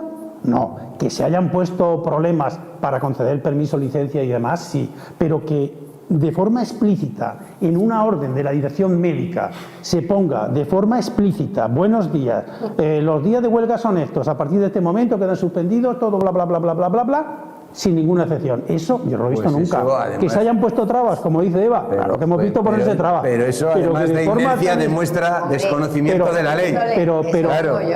la cosa llega más allá. Eso tiene un nombre, se llama prevaricación. Pero la cosa llega más allá, Jorge, porque nosotros llevamos esa orden, porque para nosotros es una orden, la llevamos a los juzgados de Toledo, pedimos una medida cautelarísima, estamos pendientes de una sentencia, el sindicato médico, Carlos Vicario, interpuso un escrito a la dirección gerencia que le han respondido, donde dije digo Diego, y hoy nos encontramos con un correo electrónico de un jefe de servicio que le dice a sus facultativos no voy a decir quién, por supuesto, les dice que en vista de la información que se está difundiendo por parte de algunos sindicatos de que la dirección gerencia ha dado marcha atrás con respecto a esa orden de suspender los permisos, licencias y cambios de guardia, que habla con la dirección médica y que todo es falso. Y eso, y tengo la captura, y Carlos Vicario, el sindicato médico también lo tiene, que se lo he dejado, y dice, vamos a ver, si la dirección médica ya ha respondido al sindicato médico diciéndole que no se va a hacer así, que esto no se va a hacer de esta manera, sino que se va a hacer de forma pues mucho más personal, viendo cada circunstancia, no de forma tan general como se hizo en esa orden. Si has hablado con nosotros estuvo hablando en persona con Marcelino, que es uno de los miembros del comité ejecutivo, y conmigo, y nos dijo que, bueno, la directora gerente nos dijo que no habíamos interpretado bien el correo. Hombre, a mí me vale que una orden, pues mira, esto no va a ser así. Y uno lo entiende, mira, Juanjo, esto no va a ser así. Bueno, pues se puso de forma muy tasativa y esto no va a ser así. Y ya hemos respondido al sindicato médico, donde se demuestra que no va a ser así, pues ya está, todos están contentos. Pero que nos diga que no que hemos interpretado bien un correo, hombre. Entonces, creo que esto va en contra de lo que es un derecho fundamental, y es el derecho a la huelga. Esto ataca directamente a un derecho fundamental, no ya solamente a los derechos de cualquier trabajador. Estamos hablando de los permisos de licencia, porque me puedes decir con un cambio de guardia no lo puedo cambiar cuando ya están puestas las guardias. Bueno, vale. Es verdad que los cambios de guardia no se pueden hacer hasta que no se declaran los servicios, hasta que no se ponen los servicios mínimos. Una vez que se han puesto los servicios mínimos, tú no puedes cambiar una guardia, pero hasta ese momento, ¿por qué no puedes cambiar una guardia? ¿Cómo puedes suspender un permiso de licencia de forma indiscriminada? Y si esa semana nuestro presidente va a un congreso de primaria. Pero si es que no tienes competencias. Pero es que tú das cuenta lo kafkiano de la medida, ¿no? Sí, sí. Y además hoy, ya te digo, baja un jefe de servicio a hablar con la dirección médica, porque ha visto lo que habéis publicado vosotros, lo que hemos publicado nosotros, y le dice una directora médica que no sabemos quién, porque claro, ahora tienen la costumbre de mandar los correos donde pone dirección médica. dirección.cht@jccm, bla, bla, bla, bla, bla, bla. Pero ya no pone el nombre de qué directora médica de las 3 que tenemos. Y antes se ponía en copia a la dirección gerencia, directora gerente, subdirectora gerente, resto de direcciones médicas, dirección de enfermería, directora de gestión, jefa de servicio de recursos humanos, y ya no se pone a nadie. Solo dirección.cht y a los jefes de servicio y a los jefes de sección. Entonces,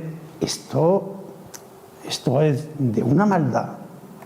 Es que no se entiende. No se entiende. Que tú tienes que garantizar la asistencia sanitaria a la población en los días de huelga, eso lo sabemos todos. Para eso están los mínimos. Que ahí está la famosa ponderación y están los mínimos. Y te los clavan y aquí paz y allí gloria. Vale, si tienes tus armas. Tienes tus armas para tener personal suficiente los días de mínimos. Tienes armas suficientes, pero no maltrates al personal de esa manera. O sea, desde el 27 de enero me estás diciendo que hasta que acabe esto en junio no me puedo tomar un permiso, una licencia, ni puedo hacer un cambio de guardia. Hombre, me parece un poco exagerado. Me parece un poco exagerado. Entonces, el sindicato médico le ha enmendado la plana con ese escrito que le ha mandado, que ha tenido que responder y donde se ha venido a razones. No, es que hay una orden de la Dirección General de Recursos Humanos de que no se puede hacer eso. Efectivamente. Y esto no viene de la dirección gerencia. Y nosotros le vamos a enmendar la plana a nivel del juzgado. Claro, esto es como todo, porque luego cuando conoces un poco la legislación y todas las triquiñuelas jurídicas, pues te das cuenta que al final incluso puede que el magistrado juez, nosotros tenemos interpuesta la demanda, no dicte sentencia. ¿Por qué? Porque hay un procedimiento, que es el artículo 22 de la Ley de Enjuiciamiento Civil, que dice que cuando ya la materia objeto de demanda ya ha perdido la sustancia, porque una gerente, por ejemplo, ha dicho que no lo va a hacer, pues automáticamente queda en suspensa la denuncia. O sea, aquí hay armas jurídicas para todo. Esto, Juanjo, no ha sido solo en Toledo, ha sido en más gerencias. Yo te hablo de, en Toledo, a nivel de primaria, no ha sido. No, yo te digo que... Porque yo estuve hablando ayer por la mañana con el director gerente de atención primaria, estuve hablando con el director gerente de atención primaria, y es que no tiene nada que ver. Yo estoy hablando con Javier y es que no tiene nada que ver. Y sin embargo, aquí me consta que el director general de Recursos Humanos creo que se tiró un poco más que de los pelos cuando se enteró de esto. Pero oye, pues que tomen cartas en el asunto. Sé que nuestra gerencia se ha hecho de forma más light, no con ese correo tan explícito y tan claro como nosotros, pero qué ganas qué ganas de hacerle daño siempre al mismo personal. Al personal. Bueno, yo creo que ahí simplemente hay desconocimiento. Sí. O sea, yo creo que ni siquiera se ha hecho de forma voluntaria para fastidiar, sino simplemente por desconocimiento de las normas más generales. Después de tantos años no Yo estoy con Eva. creo en el desconocimiento. Eso, mira, yo quiero decir una cosa. Yo no creo en el desconocimiento. Yo estoy contigo en que no hay buena voluntad, pero yo entiendo que una persona que está en ese cargo, si realmente conoce la ley, hay que ser temerario para mandar eso, porque mañana te puedes ver inculpado por prevaricación. O sea que, médica, no viene que es algo... No, da igual, al final la responsabilidad es del gerente, que es el que dirige la institución. Eso o sea que eso está claro. Luego. Entonces, al final el gerente o de puras responsabilidades o el que se ve delante del juez es él. Eso está claro. Obviamente hay que ser muy temerario para hacerlo con conocimiento de causa. Yo prefiero pensar que el que ha hecho eso es ignorante y se ha creído que este es su cortijo, que es un problema que estamos teniendo. ¿Sabe lo que sucede? Que simplemente lo lanzo y ¿cuántos van a picar en esto? ¿7 de cada 10? Pues 7 de cada 10 que los tengo disponibles. Sí, pero eso es como que yo me dedique a hacer fraudes en la calle y piense que como la gente va a caer, pero en el momento que me enciende sigo ilegal y mañana puedo acabar esposado ahí en la cárcel. Pues desgraciadamente es así, Jorge. Por eso te digo de servicio que cuando salió esa norma se negaron a firmar los permisos, pensando que ellos tenían que ser quienes daban los permisos. Claro. Sí, es que aquí cada uno se toma unas atribuciones que no le corresponden. Tienes que tramitar los permisos y por ahí va el correo que Totalmente. tú comentabas, Claro. y él reconoce que no ha tramitado los permisos. ¿Cuántos van a picar? Dice, ¿Cuántos van a lo picar? siguiente que va a 7 hacer, de cada 10 reconocer que me ha pican. robado el coche, o Claro. porque... Claro. O sea, eso La verdad yo es que creo estamos es así un enfrentados. poco- De hecho, Como el día dice Eva. 28 de enero, al día siguiente al del correo, la estampida que hubo en nuestro hospital de poco más que del nerviosismo generalizado que hubo, pues todos lo sabemos, Eva. O sea, aquello fue, es que yo me voy de congreso tal día, es que yo me tal no sé qué, o sea, Oye, pues y que- a ver Semana cómo, Blanca a ver que cómo yo salvo. Que es la Semana Blanca, que todo A ver. el mundo, es lo que hemos hablado, que tenemos familia, que no somos todos Pero huérfanos. es que es lógico, pero si es que todo el mundo disfruta, si puede la Semana Blanca, pues todo el mundo disfruta de la Semana Y Blanca. aparte que muchos Pero, joder, estamos... pero si es que esto es normal, Juanjo, es que vivimos. y que muchos Claro. están disfrutando permisos porque se han quedado el año pasado sin disfrutarlos. Que encima Claro, tenemos que ver de dónde efectivamente. vienen estos barros, Claro. que son de polvos anteriores en el que siempre por el paciente, Claro. siempre por la falta de personal, siempre Efectivamente. vamos retrasando nuestras vacaciones, Yo nuestros cuando- días libres, y al final dices, ya me tengo que ir, porque si no, y entonces claro, y luego llega los meses de febrero y marzo, y lo vivimos todos los años, que todo el mundo tiene todavía, que la empresa le debe días Claro. y se los tiene que tomar ya, pero si todo- porque además no Claro. puedes esperar a Semana Santa. Claro. Y entonces, como no puedes esperar a Semana Santa, porque Pero ya empezamos si con la todo- deuda. Esto para mí es como la deuda del Estado, que intentamos siempre tapar los huecos aumentando la deuda. Todos Y llega un momento en que la deuda es tan sabemos, grande. Jorge, que legalmente hasta el 15 de enero te podrías tomar. Y siempre Claro. se prorroga hasta el 31 de marzo. ¿Por qué? Porque si todos nos tomáramos los días de libre disposición que tenemos, sería imposible. ¿Cómo gestionas las guardias de Navidad? ¿Cómo gestionas y otras tantas No, cosas? pero todo el Sería año. imposible. Hay gente con vacaciones Sería imposible. todavía. Entonces, dejan margen, porque es bueno dejar margen. Es bueno dejar margen, pero lo que tú no puedes hacer es un 27 de enero, cuando ya la gente ha gestionado la Semana Blanca y muchos tienen viajes a Andorra o a Vaqueira Donde o yo sea, qué sé, donde o donde sea, Te quedas en tu que le casa. digas no, se suspende todo. Y hay gente que tiene gestionada la Semana Santa ya. ¿Por qué? Claro. Porque no es lo mismo que tú cojas un avión ahora para viajar en Semana Santa a que lo cojas el mes que viene. O sea, yo conozco gente en mi hospital que tienen el billete de avión cogido para Semana Santa desde septiembre, porque se me ha presentado un caso. pero vamos a ver, no y se desde ahora, ¿qué hacemos? Pero bueno, porque si estamos tengo, hablando de porque derechos tengo, laborales, tengo el de derechos viaje, laborales. tengo el Comisiones viaje, libres. pero no tengo el permiso y ya me lo van a dar porque me coincide esa semana. Y entonces dices, hombre, esto no se puede hacer así. Esto no se puede hacer así. No, pero es como dice Eva, es una cuestión de derechos laborales que de Efectivamente. repente, pues como si estuviéramos en un estado de otros tiempos, decidimos que los abolimos. Los abolimos. Por eso Pero es yo que hablaba estos de- no son capaces de hacérselo a otra categoría profesional, ¿eh? No son capaces. No son Si capaces. hubiesen sido capaces, hubiesen mandado el mismo email. Para nada. El Lo que email- pasa Para nada, es Eva. que... Para nada. No, también es cierto que otras categorías profesionales Para nada. no tienen esa sumisión. Con todos mis respetos, ¿eh? Y esa... No, pero yo al revés, respeto que ellos son mucho más inteligentes que nosotros. Esa obligación, esa sumisión, ese misionerismo que tenemos los médicos no lo tiene el resto. Y el resto dice, yo me voy, yo tengo mi permiso y se acabó. Y nosotros siempre estamos pensando en, claro, que si yo me voy y si no se queda nadie y a ver si le va a tocar a otro compañero. El resto de las categorías Bueno. profesionales tienen muy claro que sus derechos son sus derechos, que los ejercen y que no es el problema de ellos el cómo se resuelva el ejercicio de su derecho. Yo me gustaría decir para acabar, Sí, simplemente yo creo que ya vamos a acabar. que, porque ya es la hora, Los mínimos, oye, es una de cosa que- Los importante mínimos, que bueno, deberíamos- contadnos los mínimos. de deberíamos que, hablar. bueno, pues una vez más el Colegio de Médicos está aquí y eso es un orgullo y os lo agradecemos. Y este sindicato, que es muy modesto, Simefir, va a apoyar al sindicato médico.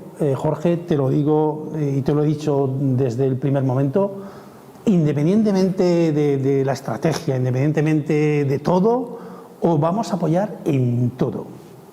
Vamos a estar con vosotros hasta donde haga falta, hasta donde sea. Es un cheque en blanco el que os damos, en todo. ¿Podemos tener estrategias distintas? ¿Podemos pensar cosas diferentes en algunos puntos? Por supuesto, porque no somos iguales. Pero vamos a apoyar en todo, a nivel nacional, a nivel autonómico y donde haga falta, Jorge. Donde haga falta. Con este sindicato, contad con nosotros de forma totalmente desinteresada en lo que haga falta. Yo creo que no nos queda otra, porque el objetivo es el bien de todos y además el futuro no de hoy ni de mañana, sino de los próximos 20, 30 años, que es como yo siempre digo, lo que nos estamos jugando es una condena de 20, 30 años. Entonces no tenemos otra opción que estar unidos, que defender el bien común, porque lo que nos jugamos es mucho y para mucho tiempo. Y para todas las generaciones que ahora están empezando, y yo os lo digo, mi hijo está en sexto de medicina pequeño, y es el futuro de mi hijo el que me estoy jugando. Entonces obviamente lo tengo muy claro, no es, como tú decías muy bien dicho, a nosotros nos quedan unos pocos años y vamos a sobrevivir ya, pero es que lo que se avecina, estamos jugando es el futuro de nuestros hijos, de nuestros sobrinos, de nuestros amigos, que a los que les quedan 30 o 40 años de ejercicio profesional, y de la sanidad en general, porque con el deterioro de las condiciones de los facultativos se ha visto claramente el deterioro de la sanidad pública, y eso yo creo que es lo que nos debe realmente de preocupar, que ya no llegamos a poder atender a nuestros pacientes como deberíamos, que como tú dices hay patologías en listas de espera que no pueden estar ahí porque es la vida de esas personas las que están en juego,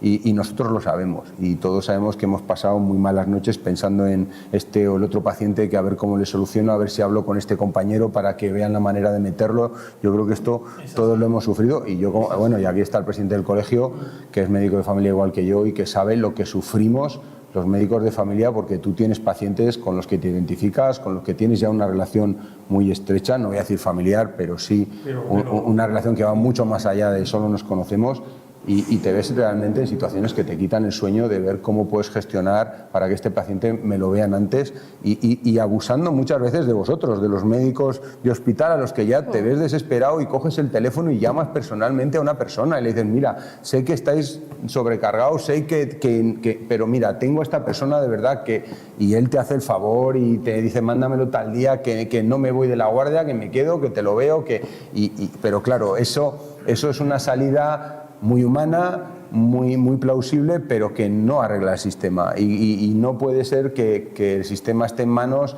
de que alguien se implique más allá y que comprometa a otro compañero, y que al final las cosas se resuelvan por los cauces que no debe ser, porque claro, esto beneficia solo a un porcentaje ínfimo de la población, y tenemos que garantizar que eso se hace bien con todo el mundo, y ahora mismo no estamos en condiciones de conseguir eso, y esto no puede seguir cayendo sobre nuestra conciencia, sobre nuestro desarrollo profesional, porque tiene un coste estas agonías, y tú lo sabes, Raúl. Un día lo llevas bien, 2 días lo llevas bien, 3 días ya te va angustiando, no siempre puedes conseguir lo que estás buscando, y se queda ahí, y tu compañero del hospital le pasa lo mismo, un día te ayuda, 2 te ayuda, 3 ya igual no puede, 4 te dice mira es imposible, y entonces al final esto crea unas situaciones realmente que tienen un peso, porque somos seres humanos, tenemos conciencia, y más los médicos que nos hemos dedicado a esta profesión porque lo que queríamos era ayudar a la gente, y porque vivimos realmente de ver cómo nuestros pacientes mejoran, cómo se curan, cómo pasamos a incluso los que finalmente se mueren, porque todos tenemos que morir, pero cómo intentamos que tengan la mejor calidad de vida, que vivan lo mejor hasta el último momento, y cuando no lo consigues y cuando crees que se podía haber hecho más, esa frustración es muy difícil llevarla, tiene un coste muy importante, y no solo lo pagas tú, sino que lo pagan los que te rodean, porque también tenemos que agradecer a nuestras familias el que muchas veces llegas a casa cabreado, desesperado,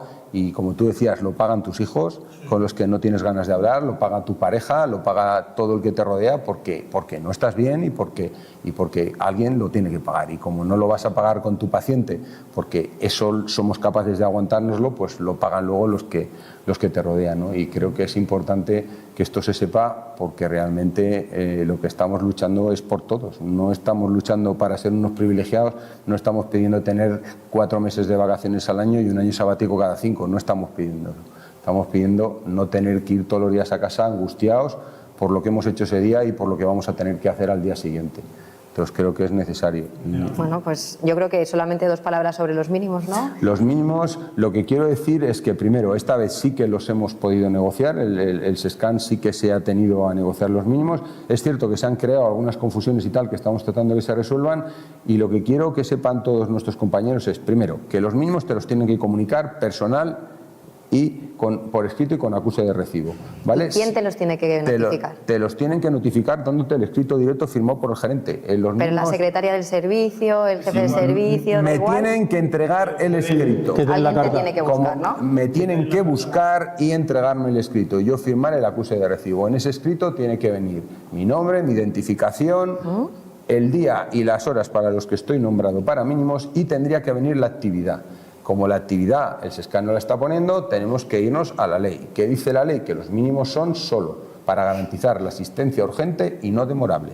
Entonces, cualquier facultativo que esté de mínimos tiene que saber que su obligación es atender solo la asistencia urgente y no demorable. No tiene que hacer una agenda ordinaria, no tiene que operar patologías que no sean urgentes o no demorables y no tiene que atender a pacientes que no sean urgentes y no demorables, porque se nombran los mínimos precisamente para que aquellos pacientes que estaban programados, que tenían que ver a otros médicos que han hecho huelga en su ejercicio constitucional de la misma, pues puedan ser atendidos si es requerido por esas personas que están nombradas de mínimos.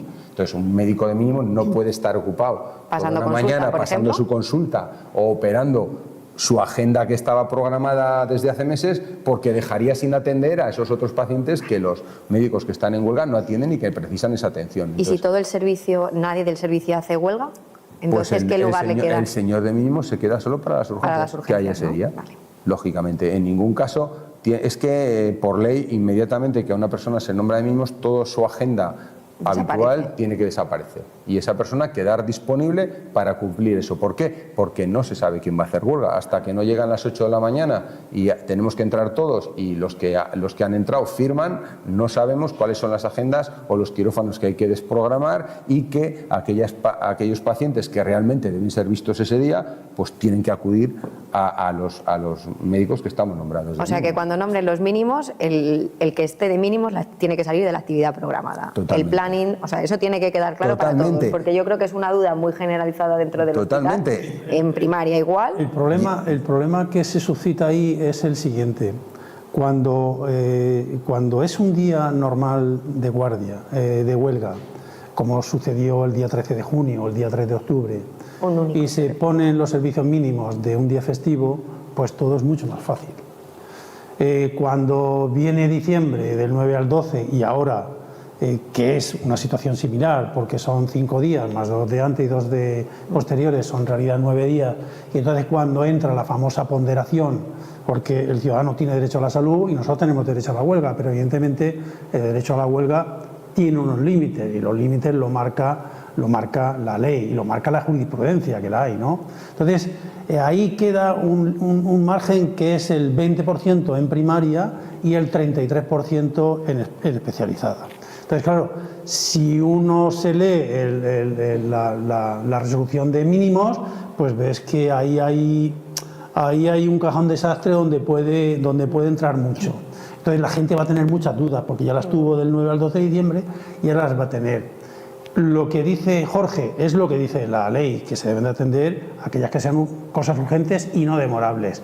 Pero yo lo que aconsejo a la gente es que nos llame por teléfono, porque tiene nuestros teléfonos, porque se van a suscitar muchísimas dudas y antes de tomar una decisión que te puede meter en una dinámica de un expediente disciplinario por falta muy grave, y esto lo van a comunicar ahora en los mínimos, lo de la falta muy grave, porque es verdad que yo he tenido acceso a las instrucciones que ha dictado la Dirección General de Recursos Humanos con respecto a la huelga ahora, y ves cómo es verdad que corrige algunas cosas. Por ejemplo, el hecho de que las direcciones de gerencia entendieran que en la anterior, por ejemplo, en ese 25, en ese 35, por encima en primaria hospitalaria, podían contabilizar toda la plantilla, eso nosotros le dijimos que no es así, y es que no es así. O sea, tú por encima del día de trabajo normal, a la persona, si tienes 20 trabajadores el día 16, 10 están de mínimo y hay otros 10, la plantilla son 20, no el total del servicio, que pueden ser 25. Entonces,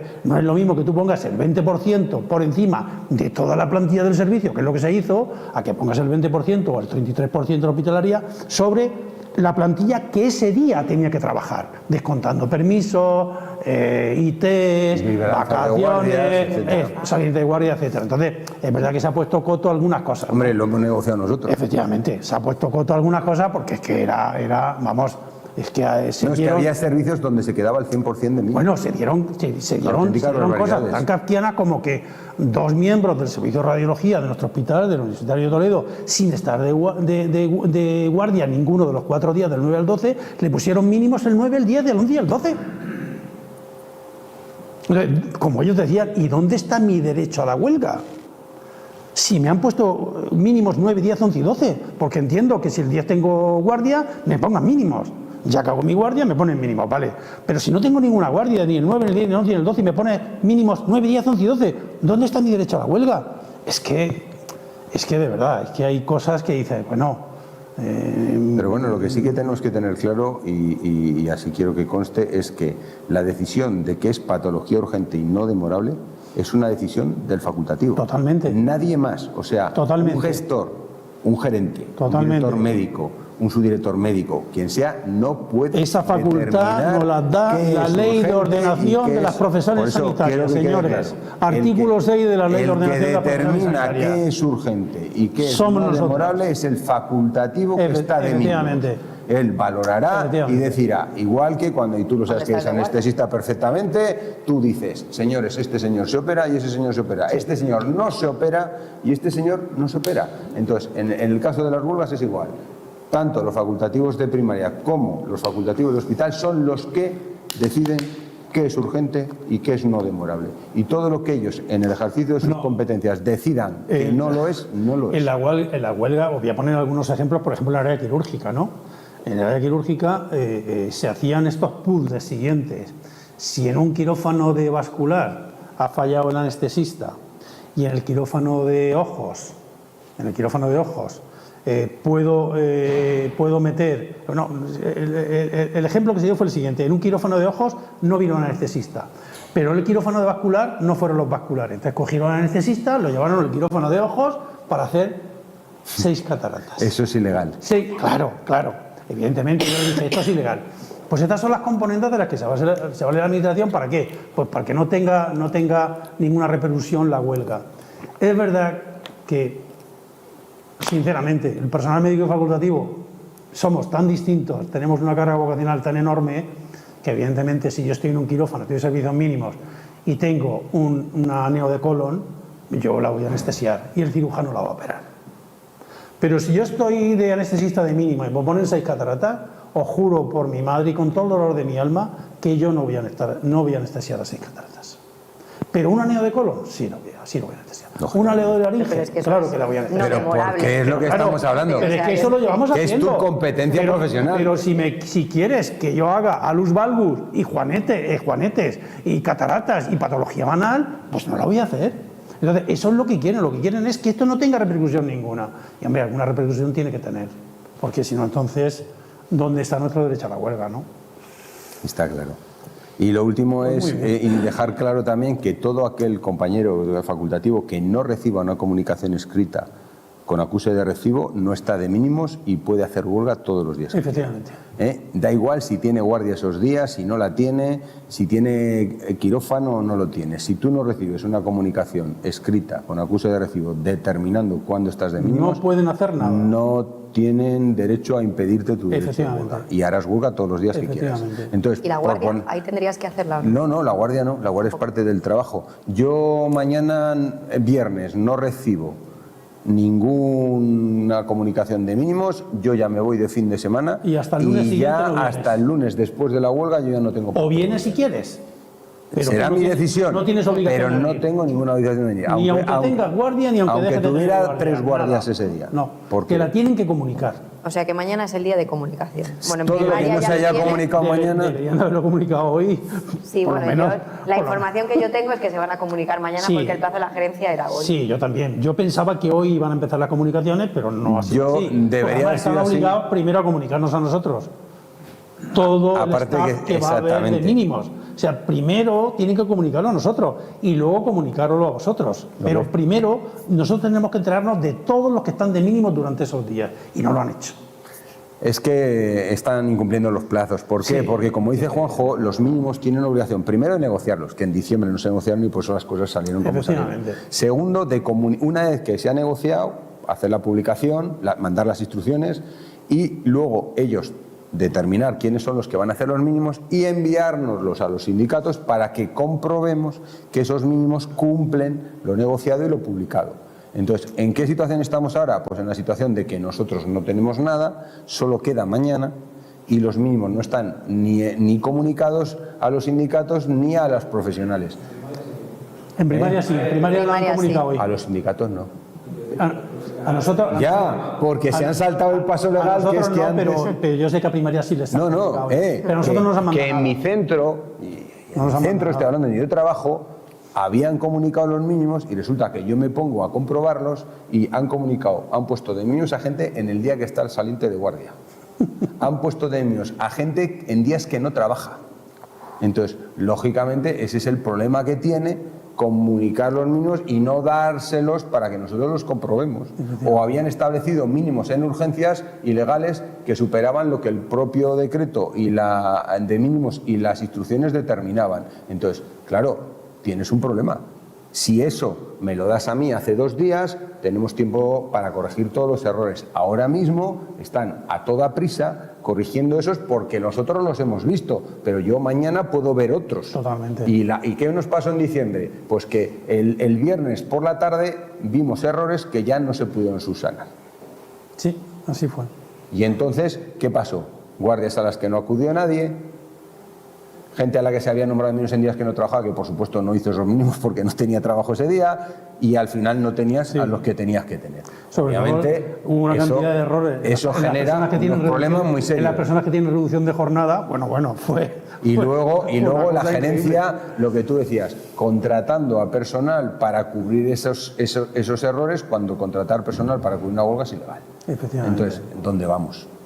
¿Dónde vamos? Pues entonces, obviamente, vamos a que la gente, cada día más médicos, más facultativos, pues se sienten maltratados y desgraciadamente ahora estamos viendo, por ejemplo, que con el concurso de traslados que se ha abierto en Hospitalaria en Madrid, aunque haya sido pequeño, pues vemos cómo se está viendo la estampida y es una pena porque tenemos un gran servicio de salud, tenemos unos muy buenos hospitales, tenemos unos muy buenos centros de salud, pero maltratamos muy mal al personal médico y al facultativo y al final, pues poco a poco se van yendo y normalmente se suelen ir los más excelentes, desgraciadamente. Entonces, de todo esto la administración, los políticos, los gestores sanitarios tienen que tomar nota. ¿Que ellos tienen el derecho de proveer la asistencia sanitaria al paciente? Por supuesto, pero tienen que pensar que los médicos, los facultativos, tenemos derecho a mejorar en nuestras condiciones y a veces no nos dejan otra solución que es ir a la huelga. Y esto no le viene bien a nadie porque es una pérdida económica muy importante. O sea, y todos sabemos el daño que le hace al paciente, a las listas de espera, a la institución como institución, a nuestra credibilidad como profesión. O sea, sí, todos lo sabemos, pero claro, resulta que aquí nunca pone de su parte quien tiene la capacidad de mejorar nuestras condiciones. Entonces, pues que piensen hasta dónde quieren llegar. Yo quiero ser positivo. El día 23 tenemos esa reunión. Te informaré si realmente se abre esa negociación, porque obviamente, como siempre hemos hablado, tenéis derecho a estar en ella. Y si es así, pues podremos negociar, como tú dices, y tratar de resolver esto. Ojalá poco a poco, no hay que negociar todo a la vez, no hay que entrar como un elefante en cacharrería y lo queremos todo de golpe, ¿no? Pero al menos que abran, como tú dices, un cronograma, vamos a ir negociando poco a poco, pero que se vean cosas, que notemos cómo estamos. Nosotros tenemos ahora mismo una reclamación de un compañero nuestro que pidió la excedencia por cuidado de un menor y se la han denegado y estamos en los juzgados. Y 3 meses después ha dicho el señor fiscal, entre otros, que no está de acuerdo en que se le conceda la excedencia por cuidado de un menor, cuando estamos hablando de la tutela judicial efectiva de un menor. Pero por favor, dice, vamos a ver, ¿esto de qué va? ¿De qué va esto? Entonces, es que son cosas muy gruesas, Jorge. Porque te voy a decir a ti que tú no hayas visto ya. Por eso te digo que al final forzamos a los médicos a abandonar la profesión, a huir a otros territorios y al final esto lo pagan los pacientes y los médicos que se quedan. Y es lo que no puede ser. Al final lo que tú dices, al final es ves a la gente, yo lo he vivido y en los últimos 15 años yo veo a mis compañeros de hospital primero tiene una mentalidad distinta y una mentalidad distinta nueva y diferente. Uno puede decir que es mejor o peor, yo creo que es mejor.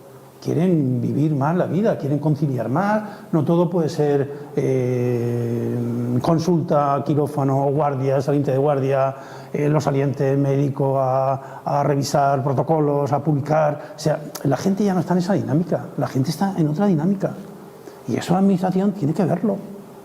Entonces hay que estructurar el sistema de forma distinta. Los turnos se tienen que estructurar de forma distinta, habrá que contratar más personal, con mejores contratos, con mejores retribuciones, los puestos que son de difícil cobertura, de alguna manera tendrás no solamente que darle incentivos de mucho tipo, sino también económicos, y todo eso es lo que se tiene que hacer. O sea, si quieres que tener buenos médicos, buenos facultativos, bien formados, que estén alineados con los objetivos de la gerencia, pues tienes que mejorar esto. Si no, ¿qué va a pasar? Pues que la gente está, y a lo que iba, yo los veo, están quemados. La gente está quemada fundamentalmente porque tienen una presión asistencial que no pueden más. O sea, cuando yo veo un cardiólogo que tiene una consulta por la mañana y ve 32 pacientes, 10 nuevos y 22 revisiones, pues eso es imposible.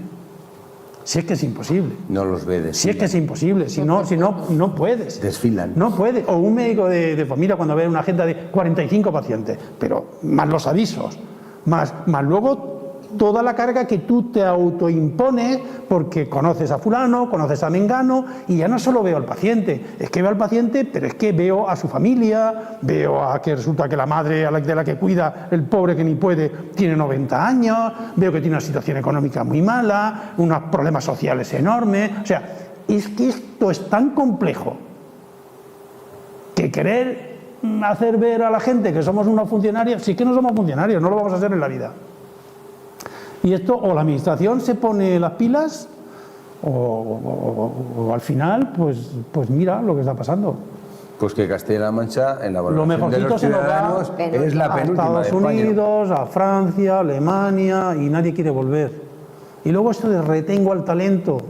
Bueno, yo he vivido ahora una retención de talento de una persona que ha dejado hasta un puesto de trabajo para presentarse un perfil aquí, en este hospital, y que ahora en el curso de traslado lo han echado a la calle, le han hecho un contrato de 2 meses. Hepático. De 2 meses, bueno, no he querido decir eso, por favor. No he querido decir eso. No sé, porque, digo que... Sí, pero no he querido decir eso porque no quiero yo nombrar a nadie. Pero te hablo de un caso extremo, alguien que ha renunciado a una plaza, a un puesto de trabajo, para hacer una determinada función.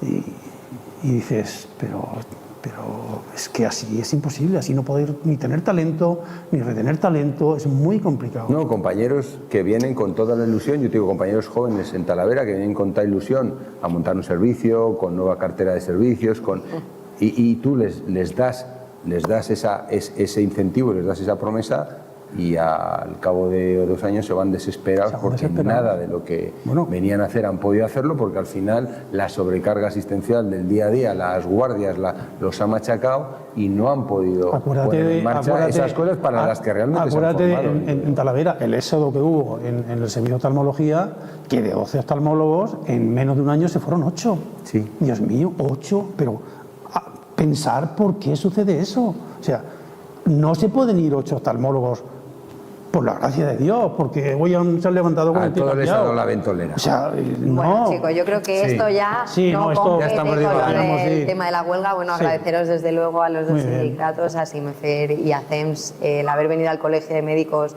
para contarnos las reivindicaciones de la huelga. Desde luego el Colegio de Médicos de Toledo apoya las reivindicaciones desde el principio por la mejora de los derechos laborales de los médicos.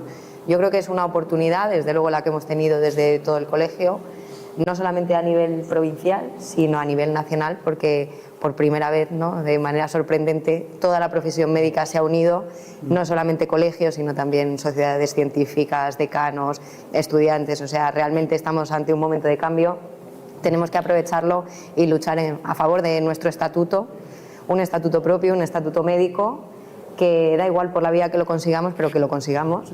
Así que todos unidos yo creo que lo podemos conseguir. Os invitamos a secundar la huelga, a la manifestación del día 14 en Madrid, sábado.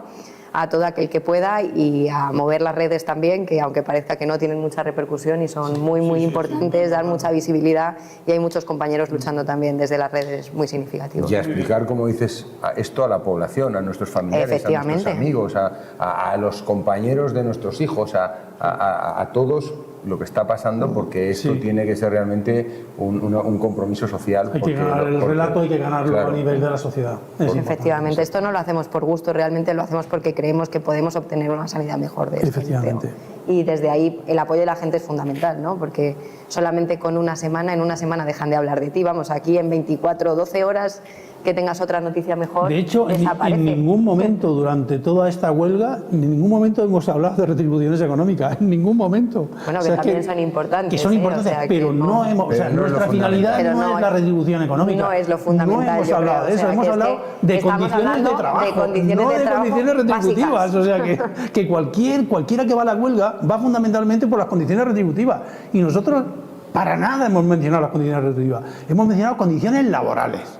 No, es más, en las elecciones del MIR, y acabo con esto, las nuevas generaciones se están yendo a especialidades simplemente porque no hacen guardias, aunque ganen menos dinero.